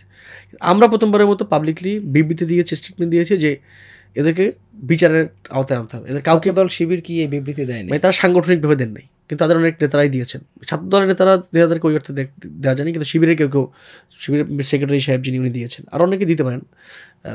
তো কিন্তু সংগঠন আকারে মানে ব্যক্তির সংগঠন তো এক না, সংগঠন আকারে আমরা প্রথমে এটার বিরুদ্ধে দাঁড়াইছি, পাবলিকলি ভয়েস রেজ করছি। তো ব্যাপারটা হচ্ছে কিন্তু ক্যাম্পাসকে তো এরকম গত 1 বছর বিচ্ছিন্ন করে ফেলা হয়েছে। আমরা চাই যে এই যে ডিবেটগুলো, ন্যাশনাল যে ডিবেটগুলো, এতে ক্যাম্পাসের একটা ভয়েস থাকুক, ছাত্রদের একটা ভয়েস থাকুক, এবং ক্যাম্পাস এরকম ডেমোক্রেটিক্যালি সামনে আগাক। এই ব্যাপারগুলো আমরা রেজ করার চেষ্টা করছি। ধরেন আমাদের বিচ্ছিন্ন হয়ে গেল কেন গত 1 বছরে? এই যে দেখেন, আমি যেটা বললাম যে ক্যাম্পাস আসলে এই ডিবেটটা নেই। ক্যাম্পাসের ডিবেট শুরু হয়েছে মানে যদি তুমি ফিল্টার দাও তাহলে আমি ফ্রিজ দিব, যদি তুমি ফ্রিজ দাও তাহলে আমি গরু খাবো, তুমি ছাগল খাওয়াইলে আমি গরু খাবো। মানে এই দোষটা কোনো নির্দিষ্ট একটা দলের না, একটা সাথে সংগঠনের না, সবার। এই যে ফ্রিজ দেওয়া, ফিল্টার দেওয়া বা গরু খাওয়ানো, এটাকে কি আপনি দোষ বলছেন? না, আমি দোষ বলছি কারণ এটার মাধ্যমে ক্যাম্পাসের রাজনৈতিক পরিবেশ বিনষ্ট হয়। ক্যাম্পাসে কোনো রাজনৈতিক পরিবেশ থাকে না। তো এই যে আমি যে বললাম সব কিছু থেকে বিচ্ছিন্ন হয়ে গেছে, একদম পুরো ক্যাম্পাসে কোনো রাজনৈতিক আলোচনা নেই, আইডিয়া ইডিওলজির কোনো রকমের কোনো ডিবেট নেই। এটা হচ্ছে মুশকিল এক নম্বর। একটা বিষয় এখন অনেক শোনা যায় যে এনসিপি অথবা এই যে আপনারা যারা আছেন জাতীয় ছাত্র শক্তি, আপনারা এই মুহূর্তে কিছুটা মানে ফ্যাসিবাদ লালন করছেন বা মানে কিছুটা আসলে আওয়ামী ধারায় রাজনীতিটাকে আবার ফিরিয়ে আনছেন, এই ধরনের কিছু অভিযোগ আমরা সাম্প্রতিক সময়ে শুনছি। মানে আপনারা আসলে কেন ফিরিয়ে আনছেন? না, প্রথমত হচ্ছে যে এটাকে আমি একটা ফ্রেমিং বলি, যে এটা মিডিয়ার ফ্রেমিং বা সোশ্যাল মিডিয়াতে ফ্রেমিং বলি, যে আওয়ামী ধারার রাজনীতি আমরা ফিরাই আনতেছি, আমরা ফেসিবাদী হয়ে যাচ্ছি, কেউ কেউ আমাদেরকে শাহবাগী বলে অভিহিত করে থাকেন, এরকম নানা রকম জিনিস আমরা শুনতেছি। ব্যাপারটা হলো যে আপনি আমাকে মানে শাহবাগ বলবেন কোন জায়গাতে? মানে শাহবাগ বলবেন যখন আমি মনে করব যে কারো বিচার বহির্ভূত হত্যা কিংবা কোর্টের উপরে যদি মব প্রাধান্য পায়, এইটা যদি আমি কখনো একদমই সাবস্ক্রাইব করি বা এটাকে কখনো কখনো আমি সঠিক মনে করি, তাহলে আপনি আমাকে শাহবাগী বলতে পারেন। বা আপনি আমাকে বা ধরেন 13-র যে শাহবাগের মুভমেন্ট, সেই মুভমেন্টকে আমি যদি সঠিক মনে করি এবং সেই মুভমেন্টের ফলে বাংলাদেশে যে মানুষদের প্রাণ কেড়ে নেওয়া হয়েছে সেটাকে যদি আমি সঠিক মনে করি, তাহলে আপনি আমাকে শাহবাগী বলতে পারেন, আমার তখন সমস্যা থাকবে না। কিন্তু যে কারণে আমাদেরকে শাহবাগী বলা হয় বা ফেসিবাদী আওয়ামী এটাকে চাপায় দেওয়া হচ্ছে, মানে এটা আমি মনে করি সাধারণ মানুষ বিশ্বাস করে না। এটা খুবই নির্দিষ্ট একটা জায়গা থেকে বলা হয় এবং তারাই কেউ কেউ হয়তো এটা বিশ্বাস করে থাকেন বা বিশ্বাস না করলেও আমাদেরকে একটু পলিটিক্যালি প্রেশারে রাখবার জন্য করে থাকেন বলে আমি মনে করি। দেখুন, শাহবাগের বিরুদ্ধে তো আমরা একটা দীর্ঘ সময় লড়াই করছি। আমরাই তো বলছি যে শাহবাগ একটা মব, এবং শাহবাগের মাধ্যমে যেটা হয়েছে সেটা বাংলাদেশের সঠিক কাজ হয় নাই, এবং এখনও যে শাহবাগী প্রবণতা চলে সেটাও আমরা তার বিপক্ষে দাঁড়াইছি। ধরেন এই যে একের পর এক মাজার ভাঙা হয়েছে, আমাদের বিরুদ্ধে ভয়েস রেজ করছি, যেভাবে আপনি মানে মব করে মাজারকে ভাঙতে পারেন না। তো এর তো আমি শাহবাগী বলাটাকে যথোচিত মনে করি। দ্বিতীয়ত, এটা যে জন্য বলা হয় সেটা হচ্ছে, আমি যদি ভুল না করি, 71 প্রশ্নের জন্য, মুক্তিযুদ্ধ প্রশ্নের জন্য। দেখেন, মুক্তিযুদ্ধ নিয়ে আমাদের মানে স্ট্যান্ড খুবই ক্লিয়ার। প্রথমত হয়েছে যে আমরা মনে করি যে মুক্তিযুদ্ধ এটা বাংলাদেশের ইতিহাসের অন্যতম গুরুত্বপূর্ণ ঘটনা, মানে এই ভূমির ইতিহাসের একটা অন্যতম গুরুত্বপূর্ণ ঘটনা, এবং এটাকে আমি আমার জায়গা থেকে মতো জনগণের যুদ্ধ মনে করি। মানে ধরেন যে এখানে যেমন পাকিস্তান থেকে অনেক সেনাবাহিনীর অফিসাররা পালায় এসে অস্ত্র ধরছেন, আর গ্রামের কৃষকও দেখা গেছে একদম লুঙ্গি কাছা মেরে গিয়ে ভারতে ট্রেনিং নিয়ে এসে অস্ত্র ধরছেন, ফাইট করছেন। একদম মায়েরা, বৃদ্ধ মায়েরা তারা নানাভাবে এটাকে সহযোগিতা করছেন। এটা জনযুদ্ধ বলে আমি মনে করি। কিন্তু ধরেন মুক্তিযুদ্ধ নিয়ে এরপরে যা কিছু হয়েছে সেটা আসলে মুক্তিযুদ্ধকে বারবার অপমান করা হয়েছে, মানে এবং এটা মতো আওয়ামী লীগ করছে, এবং আওয়ামী লীগ এটা করে করে বাংলাদেশের মানুষের মনে, জনমনে, জনপরিসরে মুক্তিযুদ্ধের প্রতি যে শ্রদ্ধা, যে সম্মান, সেটাকে কমাইছেন। মানে আওয়ামী লীগ তো নিজেদেরকে মুক্তিযুদ্ধের চেতনাবাহী, চেতনার ঝান্ডাধারী মনে করেন, কিন্তু বাংলাদেশের সবচেয়ে বেশি মুক্তিযুদ্ধের ক্ষতিটা আসলে আওয়ামী লীগ করছে। ধরেন সে মুক্তিযুদ্ধের নাম ব্যবহার করে এর উপরে সমানে কামান দাগাইছে যে ও মুক্তিযুদ্ধ বিরোধী, ওরে ফাঁসিতে ঝুলাও, অমুক রাজাকার, ওকে তুমি ধরে নিয়ে জেলে ভরো। এটা আওয়ামী লীগ দীর্ঘ সময় ধরে একেবারে করতে মানে এখনও করে যাচ্ছে। এখন ধরেন 13 সালে শাহবাগের মাধ্যমে সে মুক্তিযুদ্ধের বিরোধীদের যে বিচার করছেন, মানে সকল যে বিচার করছেন, এই ট্রায়ালটা ফেয়ার না। মানে ধরে নেন বাংলাদেশে, আমি কিছুক্ষণের জন্য ধরছি, যাদেরকে ফাঁসি দিছে ধরে নিলাম তারা মুক্তিযুদ্ধ বিরোধী, মানে একদমই আমি মানে সময়ের জন্য ধরে নিচ্ছি, কিন্তু যেই বিচারটা করা হয়েছে এটা তো প্রশ্নবিদ্ধ বিচার। আপনি ধরেন এখন আওয়ামী লীগের যারা গণহত্যার সঙ্গে সম্পৃক্ত এদেরকে কি আপনি সঠিক বিচার ছাড়া ফাঁসি দিতে পারবেন, বা বিচার না করে আপনি এদেরকে কোনোভাবে শাস্তি দিতে পারবেন? আমি মনে করি আমাদের যে প্রসিকিউশন টিম আছেন তারা ওই প্রক্রিয়াটার মধ্যে দিয়ে যাচ্ছেন। এই যে গুম খুনের সঙ্গে জড়িত যে সামরিক কর্মকর্তাদের গ্রেফতার করা হয়েছে, আমি কি চাইলে যে এদের সবাইকে ফাঁসি দিয়ে দাও এটা বলতে পারবো? এই বিচারিক যে প্রক্রিয়া সেই প্রক্রিয়া সেটা সঠিক স্বচ্ছ করতে হবে। আমরা তো 13 সালের বিচারে এমনও পাইছি যে সাক্ষীদেরকে গুম করে ফেলা হয়েছে, কোর্টে আসতে দেওয়া হয়নি, টাকা পয়সা দিয়ে সাক্ষী দেওয়া হয়েছে, এটা তো বের হয়েছে, সত্য তো লুকানো যায় না। সুতরাং মানে যদি ধরেও নেই তারা সবাই মুক্তিযুদ্ধের বিরুদ্ধে ছিলেন, রাজাকার ছিলেন, সে আমি ধরে নেই 71-এ তারা মানুষদেরকে কিল করছেন, কিন্তু তারপর আপনার বিচার প্রক্রিয়া সঠিক না। সঠিক না এর মানে হচ্ছে আপনি তাদের উপরে জুলুম করছেন। এইটা আমাদের প্রথমত বলতে হবে। আমি অনেকগুলো ব্যাপার ক্লিয়ার করবো। এটা হচ্ছে প্রথম কথা, যে শাহবাগ বলেন বা ওই 13 সালের যে বিচার এটা প্রশ্নবিদ্ধ এবং এর মাধ্যমে আপনি ওই লোকদের উপরে জুলুম করছেন, এক নম্বর কথা। দ্বিতীয় কথা হচ্ছে জামাত ইসলামী এখন যে নেতৃত্ব বা শিবিরের এখন যে নেতৃত্ব তারা নিশ্চয়ই 71-এর সময় মানে অ্যাক্টিভ ছিলেন না। যেটা বলা যায় সাদিক ক্যাম্প পাকিস্তানি, সাদিক ক্যাম্প তো 71-এ জন্মগ্রহণ করেনি, আপনি ওরা পাকিস্তান, এটা তো একটা আওয়ামী বয়ান, যারা তারা পাকিস্তানি বলে ডিহিউম্যানাইজ করা। শফিকুর রহমান সাহেব যিনি জামাতের এখন আমির বা অন্য যারা আছেন, উনি 71-এ কই ছিলেন? উনি 71-এ তো মানে ওইরকম বড়ই হন না, মানে রাজাকারি করার মতো। আমি তো বলতেই পারি না যে শফিকুর রহমান সাহেব পাকিস্তান চলে যান, এটা আমি বলতে পারি না, এটাও তার উপরে জুলুম। কিন্তু একটা সংগঠন, একটা অর্গানাইজেশন হিসেবে জামাত মুক্তিযুদ্ধের বিরোধী বা অখণ্ড পাকিস্তানের পক্ষে অংশগ্রহণ করছে। এখন জামাত একটা সংগঠন হিসেবে তাকে একটা ফেয়ার ট্রায়ালের মধ্যে দিয়ে নিয়ে যেতে হবে। এখন এই ফেয়ার ট্রায়ালটা বাংলাদেশে হয় নাই। হরে দরে গণহারে তুমি জামাত করো, শিবির করো, মানে তুমি পাকিস্তান চলে যাও, মানে জামাতেরও তো কিছু বলবার থাকতে পারে। এখন এই যে ফেয়ার ট্রায়ালটা, এই ফেয়ার ট্রায়ালটা বাংলাদেশে হয় নাই। জামাতকে ফেয়ার ট্রায়ালের মধ্যে দিয়ে নিয়ে যেতে হবে এবং এরপরে আপনি জামাতকে নিষিদ্ধ করেন, আপনি জামাতকে রিকনসিলিয়েশন প্রসেসের মধ্যে দিয়ে নিয়ে আসেন, সেটা করতে হবে। কিন্তু আপনি যদি ওই ফ্যাট ট্রায়ালটা স্থাপন না করি, একের পর এক হরে ধরে যারে তারে টুপি পাঞ্জাবি দেখলেই মানে ও জামাত, দেখলেই মানে ও পাকিস্তানি, এটা মানে জুলুম, এটা করা যাবে না। একই সঙ্গে মনে করতে হবে যে জামাত ইসলামী তখনকার এই বিরোধী ভূমিকা নিছেন, মুক্তিযুদ্ধের বিরোধী, এবং তাকে ট্রায়ালটার মধ্যে দিয়ে নিয়ে যেতে হবে। যেমন দেখেন এবার আইসিটির যে নতুন পরিবেশনটা যুক্ত হয়েছেন দল হিসেবে বিচার, এবং আমরা জানি যে আওয়ামী লীগের এই বিচারটা শুরু হয়েছে। আপনি এটার মধ্যে জামাতকে নিয়ে যান না, আপনি নিয়ে যেতে সমস্যা নেই তো কোনো। জামাত তার কথা বলুক, আপনি আপনার প্রস্তাবনা মানে আপনি আপনার কথা উপস্থাপন করেন, কী হবে কোর্ট উইল ডিসাইড। কোর্টের ব্যাপার তো আমার নিজের মাথায় নিয়ে আসার দরকার নেই। এনসিপি ক্ষমতায় গেলে এই ট্রায়াল মধ্য দিয়ে জামাতকে নিয়ে যাওয়া হবে তাহলে? এটা আসলে এনসিপির ব্যাপারটা তো এনসিপি বলতে পারেন, আমি তো এনসিপির ডিসিশন মেকারের কেউ না। আমি এটা মানে একজন পিপল হিসেবে মনে করি, মানে এটা মানে এই ট্রায়ালটা না করাও একটা জুলুম। মানে আপনি ট্রায়াল করবেন না কিন্তু তাকে এই কার্ডটা তার বিপক্ষে খেলবেন একের পর এক, এটা তো করতে যাবে না। ট্রায়াল করেন, যা আবার হবে, আশা করি জামাতও সেটা মেনে নেবে।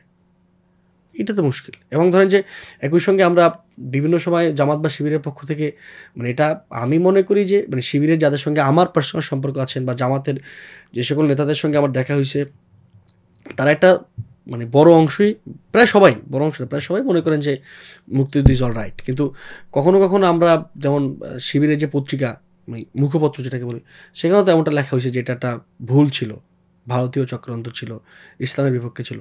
এই জায়গাগুলোকে আমি মনে করি যে সঠিক না।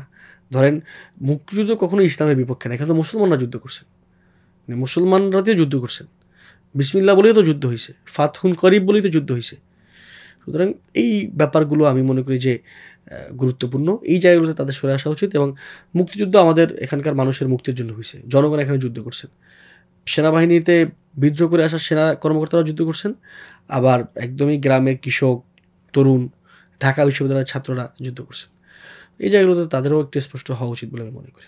জি জনাব জাহিদ হাসান, আপনি চমৎকার করে সমসাময়িক বিষয় নিয়ে কথা বলছিলেন এবং একই সাথে আপনাদের বাকছাস থেকে জাতীয় ছাত্র শক্তি কেন হলো, কিভাবে হলো, সে বিষয়ে আপনি চমকপ্রদ তথ্য উপস্থাপন করেছেন। আপনি আমাদের অনুষ্ঠানে এসেছেন, সময় দিয়েছেন, আপনাকে অনেক ধন্যবাদ জানাচ্ছি।